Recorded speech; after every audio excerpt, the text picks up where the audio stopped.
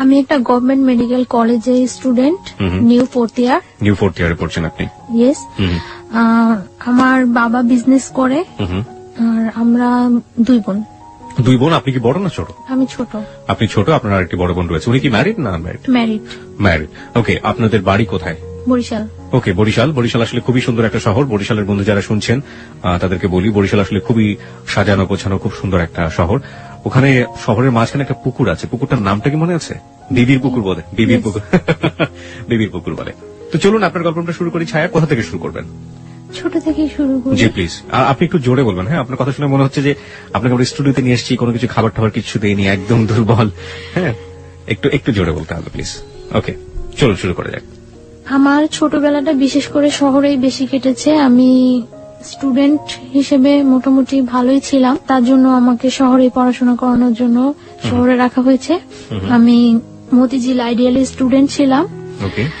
তো ওইখানে পড়াশোনা করতাম। ক্লাস 6 পর্যন্ত ওইখানে পড়ার পর আমি অসুস্থ হয়ে যাই।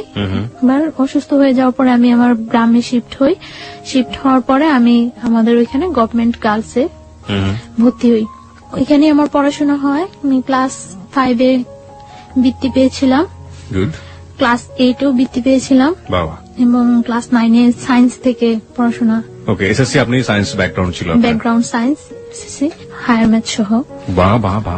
আমার ক্লাস যখন আমি 7-এ পড়ি তখন একটা ছেলে আমাকে খুব ডিস্টার্ব করে, অফার করে জাস্ট, কিন্তু তখন আমি এই ব্যাপারটা সম্পর্কে কোনো অবহিতই না, কিছুই আমি জানি না। আপনি ক্লাস 7-এ থাকা অবস্থায় আপনি ফিলিংসটাই বোঝেন না যে আসলে ব্যাপারটা কি? তখন আমার মাথার মধ্যে শুধু একটাই ইয়ে ছিল যে আমি পড়াশোনা, এর বাইরে কিছু তেমন কিছু না। এবং আমি খুব চঞ্চল ছিলাম। আমার ফ্যামিলি ব্যাকগ্রাউন্ডে যত পার্সন আছে সবাই আমাকে খুব পছন্দ করতো। তারপর মানে যখন আমি ক্লাস 7-এ যখন পড়ি তখন থেকে সবসময় আমার প্লেস ছিল 1।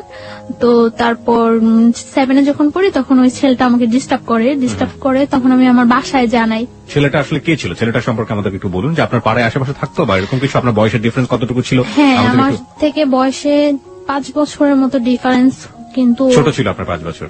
আমার 5 বছর বড় ছিল। আর ও পড়াশোনা সেরকম না, মানে আমি ক্লাস 7-এ যখন পড়ি ও তখন ক্লাস 9-এ পড়ে। ওকে, মানে ওর পড়াশোনার গ্যাপ ছিল এবং এসএসসি কমপ্লিট হয়নি, ওর গ্যাপ ছিল।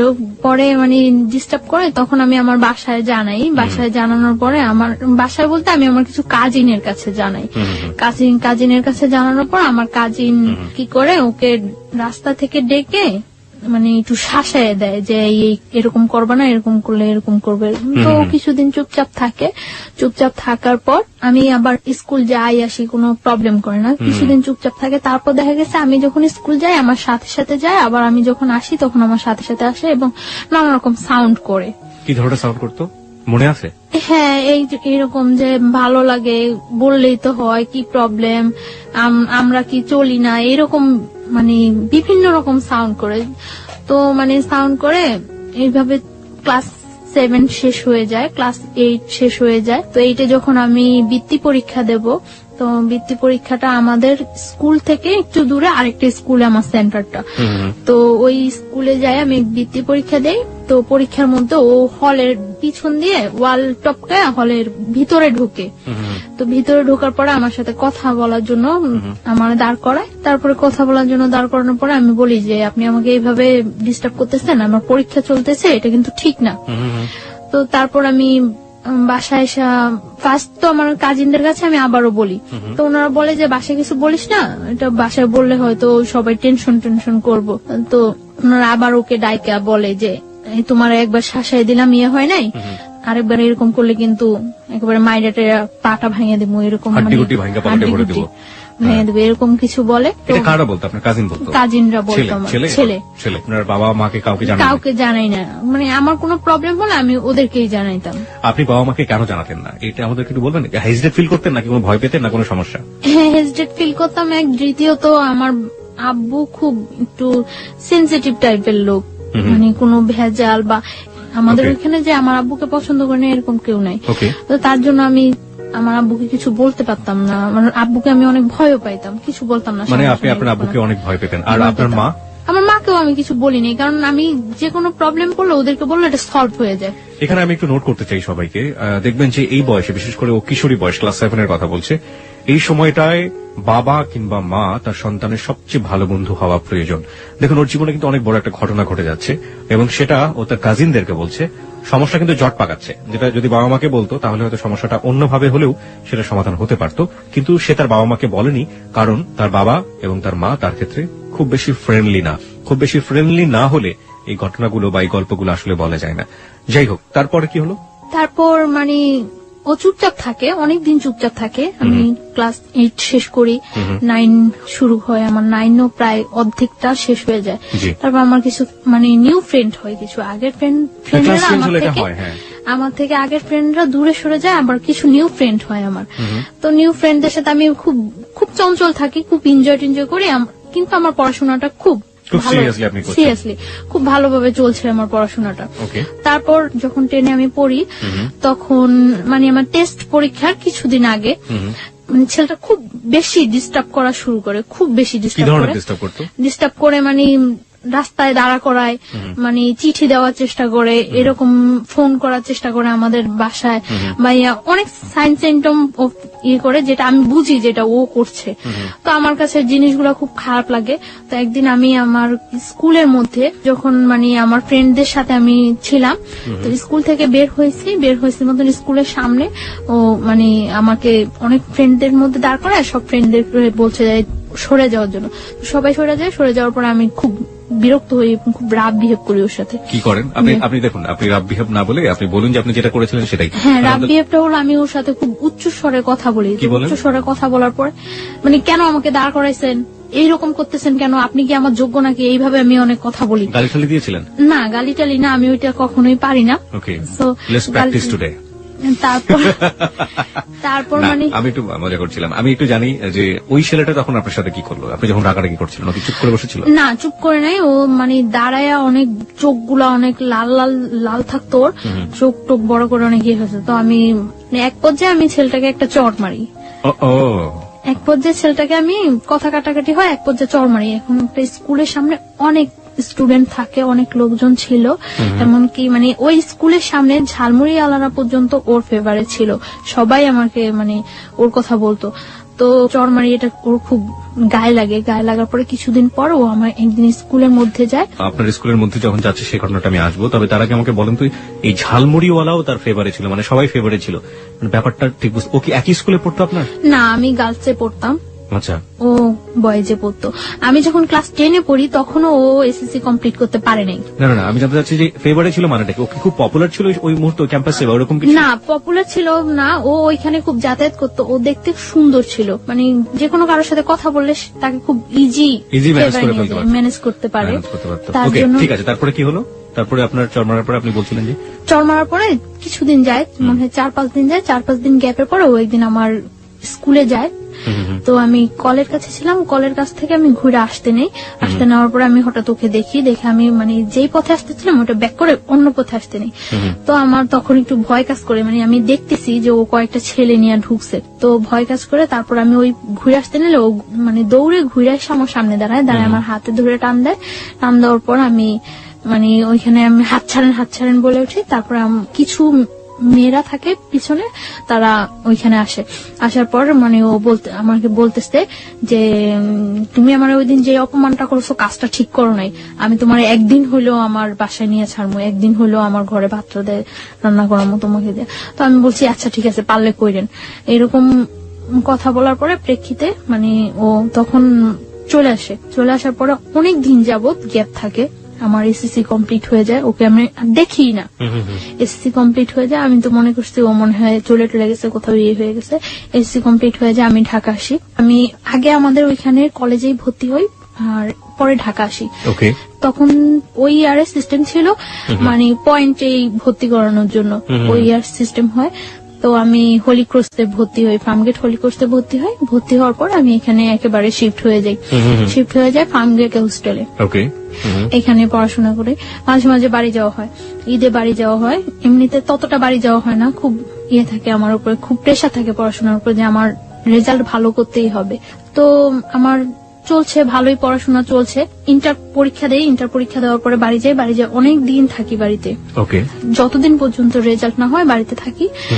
রেজাল্ট হওয়ার কিছুদিন আগে আমি ঢাকা আসি মেডিকেলের জন্য কোচিনে এডমিট হই। তো এখানে কোচিন টুচিন করার পরে মেডিকেল আমি এডমিশন দিই। মেডিকেলে এডমিশন দেওয়ার পরে আমার মেডিকেলে চান্স হয়। চান্স হওয়ার পরে ওইখানে ভর্তি টর্তি হওয়ার কিছুদিন পরে ক্যাম্পাস বন্ধ হওয়ার পরে আমি বাড়ি যাই। ফার্স্টলি বাড়ি যাওয়ার পরে আমি আমার ওই ফ্রেন্ডদের সাথে এমনি কন্ট্রাক্ট হয়। এর মধ্যে একটা ফ্রেন্ড ঢাকায় এডমিট হয়েছে ইডেন কলেজে, তো ওর সাথে ভালো কন্ট্রাক্ট থাকে। তো বাড়ি যাওয়ার পরে সবার সাথে কন্ট্রাক্ট হয়। কন্ট্রাক্ট হওয়ার পর আমরা ঠিক করি যে একদিন টিচারের সাথে দেখা করবো। আমরা বাড়িতে যে হায়ার ম্যাথ যে টিচারের কাছে করতাম ওই টিচারের কাছে দেখা করবো। ওই টিচার হলো বরিশাল মদনমোহন কলেজের টিচার। মদনমোহন কলেজের টিচারের সাথে দেখা করব। তো ওই টিচারের কাছে দেখা করার জন্য আমরা যাই, সকালবেলা যাই। আমি ওই দিন আমি চলে আসবো ঢাকা, তার জন্য আমি সকালবেলায় যাই যে আমার বিকালে ঢাকা চলে আসতে হবে। বরিশাল থেকে আসার ওয়েটা বিকালে। তো আমি সকালবেলা যাই, যাওয়ার পরে মানে অনেকক্ষণ হয়ে যায়, আমার ফ্রেন্ডরা কেউ আসে না। তারপর আমি ফোন করি সবাই, কি ব্যাপার তোমরা আসো না কেন? বলতেছে আমাদের তো আজকে পিকনিক, তো একটা কাজ করি আমরা সবাই রেডি হয়ে আসি দেখা টাকা করে চলে যাব। তো আমি বলতেছি আচ্ছা ঠিক আছে আসো, আমি কিছুক্ষণ ওয়েট করি। তারপর আসছে ওরা, আসার পরে ওরা বলতেছে আমাদের সাথে চল। আমি বলতেছি না আমার তো আজকেই ঢাকা যেতে হবে, আর তাছাড়া আমি বাসায় বলে আসিনি, আমার আম্মু অনেক রাগ করবে, সবাই অনেক রাগ করবো, আমি বলে আসিনি, এটা কিছুতেই সম্ভব না যাওয়া। পরে বলতেছে আচ্ছা আমরা তো তোর বাসার সামনে দিয়ে যাব, তুই আমাদের সাথে চল, তোকে শিফট করে দিয়ে চলে যাবো আমরা। তো আমি আচ্ছা ওকে ঠিক আছে। তো আমি একটা মাইক্রো, ওরা এই মাইক্রোটাতে করে আসছিল, আমি ওই মাইক্রোতে ওরা উঠে আমি পথ থেকে নেমে যাবো, তো আমি লাস্টে উঠি। ওঠার পরে আমি যখন মানে উঠে আমি নক করি, পরে ঘোরার পরে আমার আর কিছু মনে নেই। আচ্ছা আচ্ছা, এখানে যে কি হয়েছিল আমি কিছুই বলতে পারবো না, জাস্ট আমি একটা স্মাইলের মতো ফিল করছি। তারপর আমি আর কিছু মনে নেই, আমার সেন্স ছিল না। আমার যখন সেন্স আসে তখন সন্ধ্যার দিকে আমি ফিল করতেছি যে তখন সন্ধ্যা জাস্ট আজান হচ্ছে এরকম সময়, এবং তখন আমি দেখতেছি যে আমি মাওয়া ঘাট ওভার করেছি, just Postogola bridge, Dhaka Postogola bridge. কিন্তু আমি তখন মুখে কিছু বলতে পারছি না এবং কোনো কিছু, আমি জাস্ট একবার কি দুইবার চোখ খুলে আবার চোখ অফ হয়ে গেছে। তারপর আমি আর কিছু বলতে পারবো না। যখন আমার সেন্স আসছে রাত্রে, তখন প্রায় 2:30 কি 3টা বাজে মনে হয়, আমি ওইরকম মনে হচ্ছিল আমার কাছে 2:30 কি 3টা বাজে। তখন আমি যে জায়গা ওই জায়গাটা টাঙ্গাইল, মানে আমি ব্যাক আসার সময় দেখেছি যে ওটা টাঙ্গাইল, কিন্তু তখন আমি জানি না ওটা যে টাঙ্গাইল। আমি একটা বাসায় আছি, ওই বাসায় অনেক লোকজন আছে, এবং আমি এর মধ্যে যখন আমি মাওয়াতে পোস্তকলা ব্রিজ, মাওয়া ঘাট যখন শেষ হলো, পোস্তকলা ব্রিজে যখন আমি চোখ খুললাম, তখন আমি দেখছি যে আমার পাশে ওই ছেলেটা বসা, সামনে আরেকটা ছেলে বসা, মাইক্রোতে 2টা ছেলে, আর আমি সামনে যে ছেলেটা বসা ওই ছেলেটাকে আমি কখনোই দেখি নাই, আর আমার সাথে পরিচিত না ছেলেটা। আপনি কি মাইক্রোতে তখন? তখন আপনি মাইক্রোর ভিতরে? তখন আমি এর মধ্যে যে 2বার চোখ খুললাম, তখন আমি দেখতে পেয়েছি যে আমার সামনে ছেলেটা ড্রাইভারের পাশে বসা, যাকে আমি কখনোই দেখিনি এর আগে, আর আমার পাশে ওই ছেলেটা। এবং তারপর তো রাত্রে আমি যেই বাসায়, যখন আমার সেন্স আসে তখন আমি ওই বাসায়, এবং আমি দেখি যে আমার চারপাশে অনেক লোকজন, ওই বাসার অনেক মেম্বার, বাট আমি তাদের কাউকে তো কখনোই দেখিনি, চিনিও না। তারপর আমি জিজ্ঞাসা করলাম যে আমি এখানে কেন আসছি এবং কিভাবে। তারপর বললো যে তুমি এখানে কোনো শব্দ করবে না, সাউন্ড করবে না, এখানে যদি কোনো সাউন্ড করো তোমারই কিন্তু প্রবলেম হবে, তো এখানে কোনো সাউন্ড টাউন্ড করবে না, চুপচাপ শুয়ে থাকো। তারপর বললাম যে কেন আমি চুপচাপ শুয়ে থাকবো, আমি এইখানে আসলাম কিভাবে, আমি তো এখানে আসা না, আমার তো আজকে ঢাকা যাওয়ার কথা। তারপর বলতেছে তুমি ঢাকায় আসো, প্রবলেম নাই। ওই বাসায় একটা মহিলা বলতেছে আমাদের, তুমি ঢাকায় আসো, প্রবলেম নাই, চুপচাপ শুয়ে থাকো, আমরা কিন্তু লোক বেশি ভালো না, বেশি সাউন্ড করবা একেবারে জবাই করে দেবো। আমি তারপর চুপচাপ শুয়েছিলাম। সকাল হওয়ার পর আমি দেখলাম যে ওই ছেলেটা আসছে ওই বাসায়, ওই বাসায় ছিল না, আমি ছিলাম ওই বাসায়, আসছে। এবং আসার পরে মানে এতক্ষণ তো আমি সবার সাথে কন্টিনিউ ছিলাম, আসার পরে আমাকে একটা রুমে আলাদা করে মানে বসিয়ে আমার হাত পা বেঁধে দেওয়া হয়েছে। বেঁধে তারপরে ও বলতেছে এবার বুঝছো আমার সাথে খারাপ ব্যবহার করার কি ফল, আমি তো তোমার আগেই বলছিলাম যে আমার সাথে রাফ বিহেভ করে কিছু করতে পারবো না, আমার সাথে খারাপ ব্যবহার করার ফল বুঝছো। আমি বলছি যে আপনি কেন নিয়ে আসছেন আমাকে এখানে। পরে বলতেছে দেখো আমি তোমার নিয়ে আসছি, আমি তোমার কোনো ক্ষতি করবো না, তুমি আমাকে বিয়ে করো, সবকিছু ঠিক হয়ে যাবে, তুমি বিয়ের কন্ডিশনে তুমি যেটা বলবো সেটাই ওকে। পরে আমি বলছি কেন আমি আপনাকে বিয়ে করব? আমি তো আপনাকে বিয়ে করার প্রশ্নই জাগে না। আপনি নিজের অবস্থানটা আর আমার অবস্থানটা চিন্তা করেন। আমি একটা মেডিকেল স্টুডেন্ট আর আপনি একটা যে কোনো ওয়েই নেই আমার সাথে আপনার বিয়ে হওয়ার মতো। আমি কেন আপনাকে বিয়ে করবো? আপনি যে আমাকে এখানে তুলে নিয়ে আসছেন, এটা যদি কেউ জানে আপনার যে কি অবস্থা হবে একবার চিন্তা করছেন? পরে বলতেছে আমি তো তোমাকে তুলে নিয়ে আসছি, এটা তো কেউ জীবনে জানবো না, সবাই তো জানে তুমি আমার সাথে পালায় চলে আসছো। আমি বলছি হোয়াট, আমি আপনার সাথে পালায় আসছি মানে? পরে বলতেছে তোমাকে আমি নিয়ে আসছি তখন সকাল 8:30, আর 9:30 মধ্যে অত্র এলাকার এমন কোন লোক নেই যে জানে যে তুমি আমার সাথে পালায় আসছো। আমি মানে কি? পরে বলতেছে তুমি তো এটাই বুঝলা না আমি যে কি করতে পারি। তোমাকে আমি নিয়ে আসার পরে আমার বন্ধু বান্ধব হইতে সবাই এলাকায় পাবলিশ করে দিছে যে তুমি আমার সাথে পালায় আসছো, আর তোমার সাথে যে আমার আগে থেকে একটা ইয়ে হইতেছিল এটা তো সবাই জানে। পরে আমি বলতেছি আশ্চর্য, এই কথা কেউ বিশ্বাস করবে না যে আমি আপনার সাথে পালায় আসছি। আমি আপনার সাথে পালায় আসতে যাবো কেন? পরে বলতেছে কেউ বিশ্বাস করবে না, কিন্তু করানো হয়েছে, সবাই এখন জানে যে তুমি আমার সাথে পালায় আসছো, বিশ্বাস করো না। তারপর ও কয়েকটা নাম্বারে ফোন দিল, ফোন দিয়ে সবাই একই কথা বলতেছে, মানে ওর পরিচয়টা ও না দিয়ে জিজ্ঞাসা করতেছে যে ওই মেয়েটার সম্পর্কে এই কথাটা শুনলাম, ওই মেয়েটা নাকি পালাই গেছে, এরকম এরকম সবাই একই কথা বলতেছে। হ্যাঁ মেয়েটা পালাই গেছে, কত খারাপ মেয়ে, বাবা কত কষ্ট করে পড়াশোনা করেছে, খুব বিশ্রী কমান্ড করতেছে সবাই আমার সাথে। আমি কান্না শুরু করে দিচ্ছি। পরে বলতেছে কান্না করে কোনো লাভ নেই, যা হওয়ার হয়ে গেছে, তুমি মাইনে নাও, বিয়ে করো। আমি জীবনেও না। তারপর ও চলে গেছে, চলে যাওয়ার পরে দুপুরে আমাকে খাইতে দিচ্ছে, এই পর্যন্ত আমাকে কোনো কিছু খাইতে দেয়নি, দুপুরে আমাকে ওই বাসায় খাইতে দিছে শুটকি বেগুন ভাত খাইতে দিছে, যা আমি কখনোই খাইনি এর আগে। খাইতে দেওয়ার পর আমি খাই নাই, না খাওয়ার পরে ও এসে আমার বলতেছে সোজাসুজি খাও, না হলে কিন্তু মারবো। আমি বলছি আপনি আমাকে মারবেন কেন? আপনি মারার কি আমাকে? আমাকে আমার বাবা মা পর্যন্ত কোনো টাচ করে নেয় আর আপনি মারবেন? পরে বলতেছে আমি মারার কে, তুমি দেখবা। পরে বলতেছে খাও। পরে আমি বলছি না আমি খাবো না, আমি এই খাবার খাবো না। পরে বলছি কি খাইবা? আমি বলছি আমি কিচ্ছু খাবো না, আমার বাড়িতে নিয়ে আসেন, আমার বাড়িতে দিয়ে আসেন। আপনারা আমার বাড়িতে না দিয়ে আসেন, আমার বাড়ি কারোর সাথে কন্ট্যাক্ট করতে দেন, সে এসে আমার বাড়ি থেকে লোকজন এসে আমাকে নিয়ে যাবে। ইম্পসিবল, তুমি তো তোমার বাড়ি থেকে আর কখন জীবনেও কন্ট্যাক্ট করতে পারবে না, তুমি আর জীবনেও তোমার বাড়ির কারোর কাছে যাইতেও পারবো না, কন্ট্যাক্ট করতে পারবে না। তারপর চলে গেছেন, তো আমি আর কি বলবো, চুপচাপ ছিলাম, আমি খাইনি। তারপর রাত্রে আবার আসছে, রাত্রে এসে বলছে তুমি চিন্তা করছো, ডিসিশন নিছো, কি করবা? আমি বলছি ডিসিশন নেওয়ার কিছু নেই, আমার পক্ষে আপনাকে বিয়ে করা সম্ভব না, আর আগে তো যা ছিল এখন তো আরো আগে সম্ভব না। আপনি কত বড় একটা অপরাধ করছেন, আপনি আমার তুলে নিয়ে আসছেন না জানে, তারপরে আনছেন টানছেন সবার কাছে আবার এটা প্রকাশ করে দিচ্ছেন আমি আপনার সাথে পালাই আসছি। কত খারাপ কাজ করছেন, ইম্পসিবল, আমি আপনাকে কখনোই বিয়ে করবো না। পরে বলতেছে তুমি বিয়ে করবা, পরে তুমি আমার সাথে সংসারও করবা, আমার কাছেই থাকবা তুমি। বলছে না আমি কখনো এই কাজ করবো না, আমি আপনার বিয়ে করবো না, আপনি যদি আমার মায়েরাও ফেলান তারপর আমি আপনাকে বিয়ে করবো না। তারপর বললো মায়েরা ফেললো বিয়ে করবো না? না, আমি বলছি না করবো না। তারপর বলতেছে যে খাও, এখন ডিম ভাজি আর ভাত নিয়ে আসছে খাওয়ার জন্য। যে জায়গায় নিয়ে গেছে ওই ফ্যামিলিটা ততটা এস্টাবলিশড ফ্যামিলি না, কিন্তু মানে লোকগুলো খুব ভালো না, এটা আমার কাছে আমি ফিল করতে পারছি যে লোকগুলো খুব ভালো না। তারপর বলছে খাইবা না? পরে আমি বলছি না খাবো না। তারপরে তখন আমার অনেক মানে চুল ছিল, বড় চুল ছিল, আমি তখন বোরকা পরি না, চুল ছিল। তখন বলতেছে যে এখন যদি আমি তোমার চুলগুলি সব কাটে দেই তারপর কি তুমি খাইবা? আমি বলছি আপনি আমার চুল কাটবেন কেন? তোমার চুল কাইটা, তোমার চুল একেবারে মানে চুরি করলে মানুষ যেভাবে চুল কাটে ওইভাবে চুল কাইটা তোমার যদি একেবারে চেহারা নষ্ট করে সব ইয়ে করে যদি তোমার রাস্তায় ছেড়ে দেয় তারপরে কেমন হইব? তার চেয়ে বরং তুমি স্বাভাবিক আমাকে বিয়ে করো, বিয়ে করার পরে তুমি যদি পড়াশোনা করতে চাও, সব যা করতে চাও সবকিছু ঠিক আছে, আমি তোমার পড়াশোনা করাম। না আমি আপনাকে বিয়ে করবো না। পরে এভাবে আরো 2-3 দিন চলে গেল। হ্যাঁ না খাওয়া, আমি খুব উইক হয়ে যাচ্ছি, না খাওয়া 2-3 দিন চলে গেছে।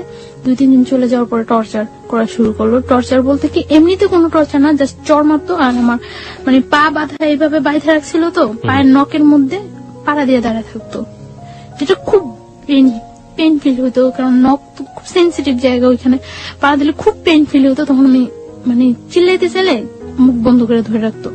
তো এইভাবে প্রায় 7-8 দিন চলে গেছে।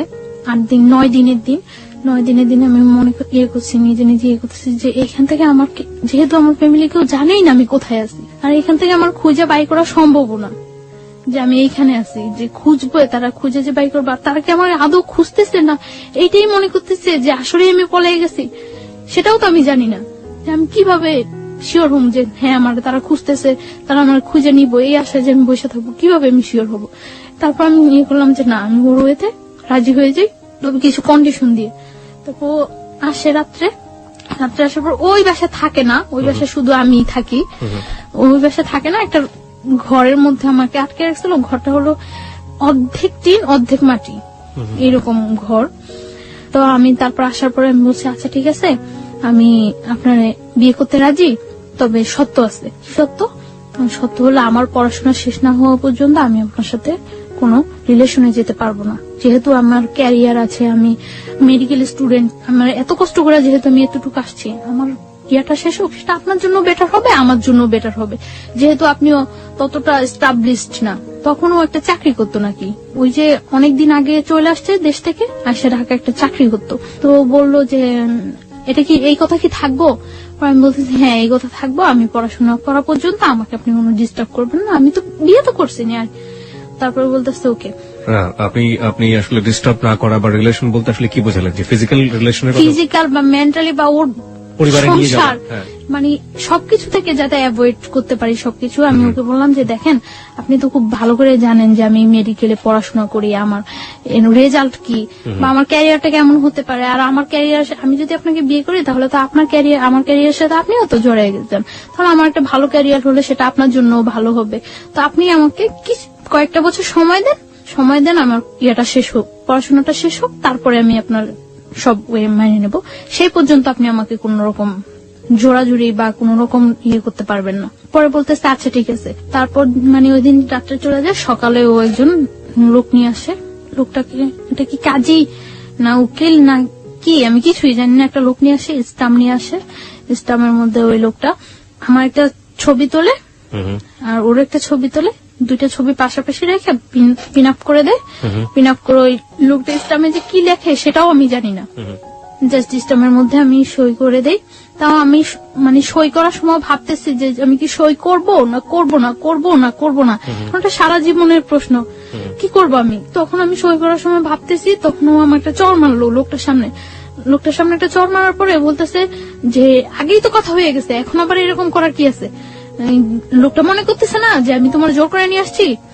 পরে আমি আমার ফুল নেমটা অর্ধেক লিখি আর বাকিটা লেখি না। ফুল নেমের অর্ধেক লিখি, ও সই করে দেয়। সই করে দেওয়ার পর ওই দিনই মানে সকালে 8টার দিকে ইয়ে হয়, 9টার দিকে ওই বাসা থেকে বের হয়ে নিয়ে আসে। বাসা থেকে বের হওয়ার পরে যখন বাসে উঠি তখন দেখি যে এটা টাঙ্গাইল। তো ঢাকা নিয়ে আসার পরে আমি ওই দিনই ঢাকা, আমি আমার হোস্টেলে আমি বলি যে আমি আমার হোস্টেলে চলে যাই, আপনার সাথে বিয়ে তো হয়ে গেছে। জাস্ট আমি হোস্টেলে ওঠার পরে 2-3 দিন ভালো যায়, কোনো ইয়ে করে না। আমি আমার ফ্যামিলির সাথে যোগাযোগ করার চেষ্টা করি যে কি করব আমি এখন। আমার ফ্যামিলির সাথে যোগাযোগ করার জন্য অনেক চেষ্টা করি, বাট আমার ফ্যামিলির সাথে কোনো কন্ট্যাক্ট করতে পারি না। কেন পারেন না? মানে বাড়ির যে নাম্বারটা, ওই নাম্বারটা অফ থাকে, ওই নাম্বারটা অফ, আর অন্য কোন নাম্বার আমার কাছে মনে নেই, আমার মানে ইয়া থাকে না। তারপর আমি অনেক ট্রাই করার পরে আমি আমার মানে দুলাভাইয়ের সাথে, বোনের হাজবেন্ডের সাথে যোগাযোগ করার পরে উনি বলতেছে যে আচ্ছা যা হয়েছে তো হয়ে গেছে, কেউ বিলিভ করে না যে তুমি ইয়ে করছো, তোমার নিয়ে গেছে, সবাই এটাই বিলিভ করে। আর দেখো গ্রাম তো, সমাজ তো, সবাই একটাই জিনিস বিশ্বাস করে যে তুমি ইয়ে করছো, চলে গেছো। আর এখন যদি তুমি ফিরে আসো, এটা মানে কেউ মাইনা নিব না, এটা সবাই তোমার বরং ধিক্কার দিব। তো আমি তারপর বুঝে অনেক বলি, বলার পরে আমি ট্রাই করি আমার ফ্যামিলির কাছে ফিরে যাওয়ার জন্য, কিন্তু তারা কেউ আমাকে নেওয়ার ইয়ে করে না। তখন আমার যে দুলাভাই, ওনার সাথে আমার বোনের জাস্ট ইয়ে হয়, এঙ্গেজ হয়, বিয়ে হয় না। তখন বলে যে দেখো এইটার কারণে হয়তো তোমার বোনের অনেকটা ইয়া ফিল করতে হতে পারে।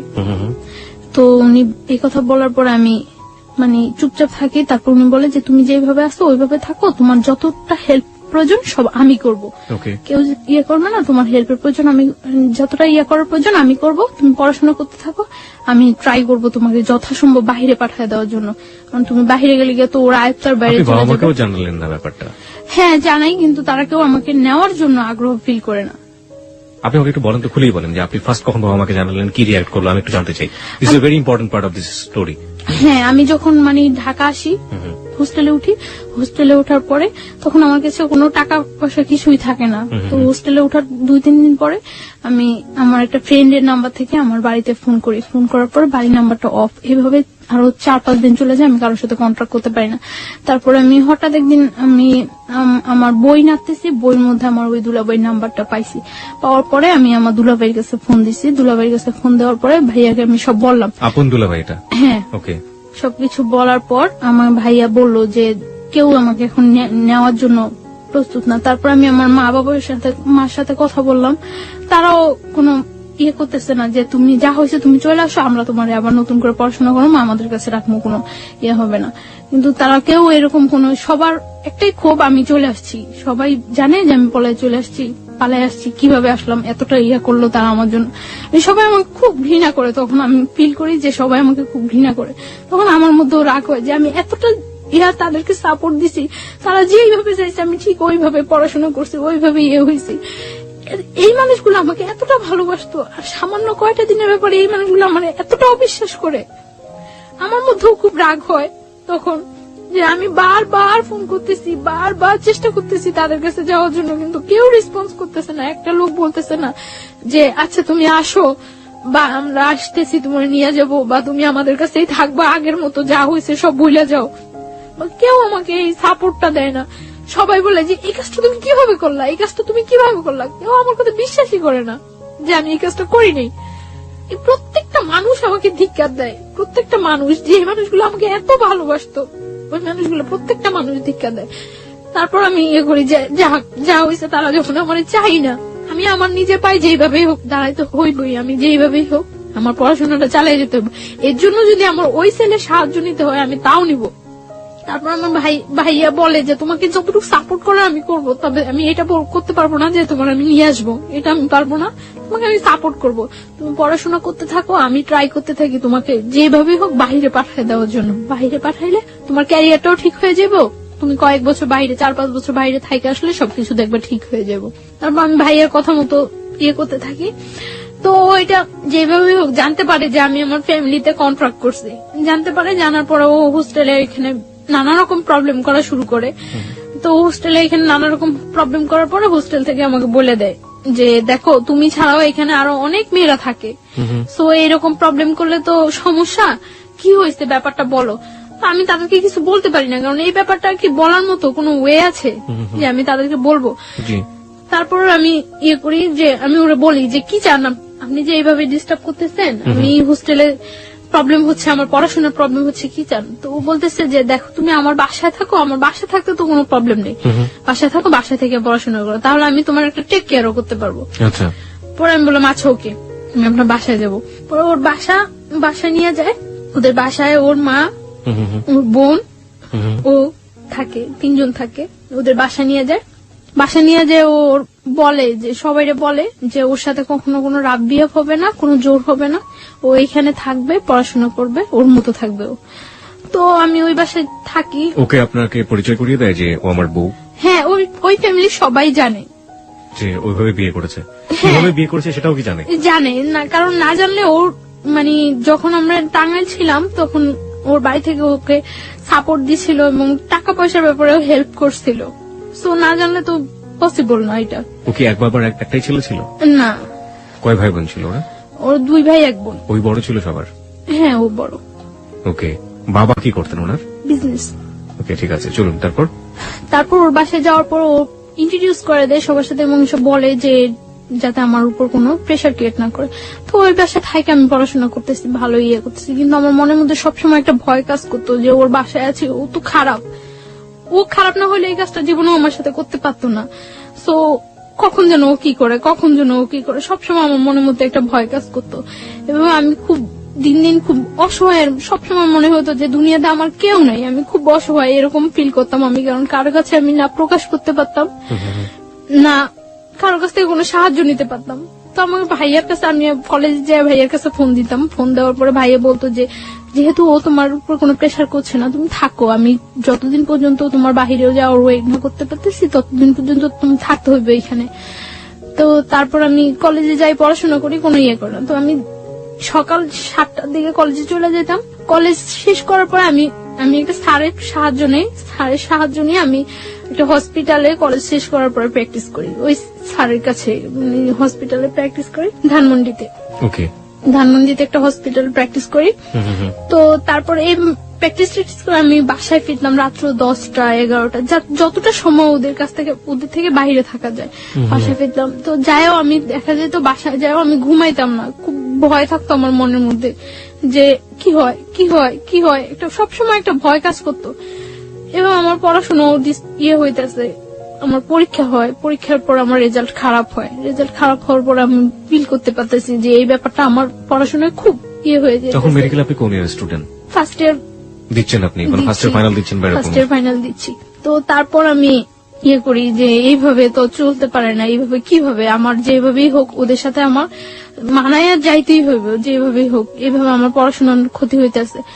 তো রেজাল্ট খারাপ হয়, তারপর আমি আবার ভালো করে পড়াশোনা করা শুরু করি। আমি সারাদিন বাইরে থাকলেও সারা রাত জেগে পড়াশোনা করি, তো আমার শরীর খুব হয়ে যেতেছে। ওই ছেলেটা কি করতো এই সময়টাতে আপনার? ও একটা জব করতো। না, আপনার সাথে কি ধরনের আচরণ করতো? না, আমার সাথে ও সবসময় ভালো আচরণ করতো, কিন্তু ও শুধু একটা চাইতো যে আমি ওর কাছ থেকে কোনো হেল্প নিতাম না, টাকা পয়সা কোনো। ও আমার প্রায় সময় এটা জিজ্ঞাসা করতো যে আমি এটা কিভাবে করি, কিন্তু এটা তো আমার ভাই আমার সুন্দরবন কুরিয়ার সার্ভিসে আমার জন্য সবসময় টাকা পাঠিয়ে দিত। আমি বললেই হতো যে ভাই আমার টাকা লাগবে, এটা লাগবে, হ্যাঁ দুলাভাই পাঠিয়ে দিত। তো এর মধ্যে আমি পাসপোর্ট করে সবকিছু আমার জমা দেওয়া হয়ে গেছে। বাইরে আমি অ্যাপ্লাই করছি। কোন দেশে অ্যাপ্লাই করেছিলেন? কানাডাতে চলে যাওয়ার জন্য। কানাডাতে যাওয়ার জন্য স্টুডেন্টের ভিসায় কানাডায় যাওয়ার জন্য করছি, অ্যাপ্লাই করা হয়েছে। তো লাস্ট 2011 লাস্ট ইয়ার লাস্ট দিন 31st নাইট এ পর্যন্ত ভালোই ওই বাসায় থাকতাম। এই সময়টাতে আপনার যেহেতু উনি অবৈধভাবে হোক বৈধভাবে হোক যেভাবে হোক জোর করেই হোক উনি আপনার হাজবেন্ড হয়ে গিয়েছেন, সুতরাং হাজবেন্ড তার ওয়াইফের কাছে একটা সম্পর্ক দাবি করতেই পারেন। এই সময়টাতে কি কোনো ধরনের কোনো ইন্টিমেসি আপনাদের? কখনোই আমার উপরে এরকম কিছু করতো না, কোনো ফিজিক্যাল কোনো ইন্টিমেসি, ফিজিক্যাল বা আমি কোথায় যাই কেন যাই কোনো ইন্টারফেয়ার, শুধু ওর হইতো যে ওর বাসায় থাকতে হবে, এইটাই। মানে কখনো আপনার ফ্রিডম নিয়ে কোনো অত্যাচার করতো না, কিছু করতো না, শুধু একটা কথা আমার বাসায় থাকতে হবে। হ্যাঁ, বাসায় থাকতে হবে। ও মনে করতো যে হয়তো বা ওর বাসায় থাকলে আমি সেফ আছি, কিছু করতে আসছি না বাহিরে। কোন ধরনের অত্যাচারও করেনি, মানসিক বা শারীরিক? না, শারীরিক কোনো অত্যাচারও করতো না। তো আমি দেখা যেত বেশিরভাগ সময় বাহিরে খাইতাম, বাহিরে থাকতাম। আমি আপনার শাশুড়ি বলাটা ঠিক হচ্ছে না কিনা জানি না, ওর বাড়ির যে অন্যান্য যে মানুষজন যারা ছিলেন তারা কি ধরনের আচরণ করতেন আপনার সঙ্গে? হ্যাঁ, আমার শাশুড়ি ওর মা ফিল করতে পারতো যে আমি ওকে খুব ডিসলাইক করি এবং আমি আজকে হোক কালকে হোক চলে যাবো, এটা উনি ফিল করতে পারতো। উনি সবসময় বলতো যে এই মেয়ের জন্য এত কিছু করতেছোস, এই মেয়ের পড়াশোনা করানোর জন্য এই মেয়ের জন্য এত কিছু করতেছ, মেয়ে থাকবো না। তো সবাই বলতো, উনি আপনার সাথে কোনো খারাপ আচরণ করতো না, আমার সাথে কোনো করতো না। আমার সাথে জাস্ট আমি খুব কথা বলতাম না বাসায়, যে সবসময় আমি চুপচাপ থাকতাম, অফ থাকতাম সবসময়। যতটা টাইম বাসায় থাকতাম বেশিরভাগ টাইমে বই নিয়ে বসে থাকতাম, এরকম। আমি না পড়লেও দেখাইতাম যে আমি পড়তেছি, যাতে কেউ ডিস্টার্ব না করে, যাতে কেউ কথা বলতে না আসে। তো আমি শুনতাম উনি বলতো যে এই মেয়ে থাকবো না, এই মেয়ে তো চলে যাইবই, এই মেয়ে তো চলে যাইবই, কারণ যে করার মতো সংসার করার মতো ওই মেয়েই ডিফারেন্স, ও চলে যাইব। তো উনি ফিল করতো এবং উনি ফিল করতো যে আমি ওদেরকে খুব ডিসলাইক করে, এটা উনি ফিল করতো এবং উনি এটা বলতো বারবার। ওকে, যাই হোক, তারপর একটা করতাম, আমি ওই বাসায় কখনো ঘুমাইতাম না। কেন? এই 1 বছর 3 মাস 3.5 মাস আমি ওই বাসায় ছিলাম। আমার মনে হয় না আমি 1 বছর 3 মাস 3.5 মাসে ওই বাসায় 3 দিনও ঘুমাইছি। কখনো আমি ঘুমাইতাম না। আমার মনের মধ্যে এটা ভয় কাজ করতো, হয় আমার মায়ের ফেলাইবো, না আমার সাথে জোর করে কিছু করবো, এরকম একটা ভয় সবসময় মনের মধ্যে কাজ করতো। যেই ছেলে আমার ধরে নিয়ে আসতে পারে, বাইন্ধা রাখতে পারে, তুলে আনতে পারে, সেই ছেলের পক্ষে পসিবল না এমন কিছুই নেই। আপনি বলছিলেন যে রাতের বেলা ঘুমোতেন না, আপনি এরকম একটা অবস্থার বর্ণনা দিচ্ছিলেন। তারপরে রাতে কি কখনোই ঘুমাতাম না ওই বাসায়, খুব কম সময়। মনে হয় না আমি এই 1 বছর 3 মাস 3.5 মাসে 3 দিনও ঘুমাইছি। আমার বেশিরভাগ আমি কলেজ ক্লাস শেষ করে যে গ্যাপটা হতো, ক্লাস থেকে আমি নিউ একটা হসপিটালে যাইতাম যেখানে আমি প্র্যাকটিস করতাম। এই গ্যাপটা আমি বেশিরভাগ সময় স্লিপিং ট্যাবলেট নিয়ে কলেজ হোস্টেলে ঘুমাইতাম অনেকক্ষণ যাবত, 2 ঘন্টা 2.5 ঘন্টা 1 ঘন্টা 1.5 ঘন্টা। এবং ওই টাইমটা দেখা যেত যদি ঘুম যদি না আসে তার জন্য আমি বেশিরভাগ সময় স্লিপিং ট্যাবলেট ইউজ করতাম, যাতে আমার ওই ঘুমটা ঘুমে হয়ে যায়। ঘুম হয়ে যায় যাতে। অনেক সময় দেখা যেত স্লিপিং ট্যাবলেট খাওয়ার পরে মানে এই 2 ঘন্টা 2.5 ঘন্টা 1-1.5 ঘন্টার ঘুমে কিছু হয় না, খুব ঘুম পাইতো পরে, কিন্তু তারপর করার কিছু ছিল না, আমার ফিরতে হবে, আমার ওইখানে যেতে হবে, তার জন্য আমি পারতাম না স্লিপিং ট্যাবলেট খাওয়ার পরেও ঝিমাইতে হয়তো যাইতাম আমি, তারপর আমি বাসায় ঘুমানোর চেষ্টা করতাম না কখনো। তো দেখা গেছে আমার ওই ছেলেটা কি আপনার সাথে একই রুমে থাকতো? না, একই রুমে থাকতো না, আমি ওর মার সাথে থাকতাম আর পাশের আরেকটা রুমে থাকতো। ওকে।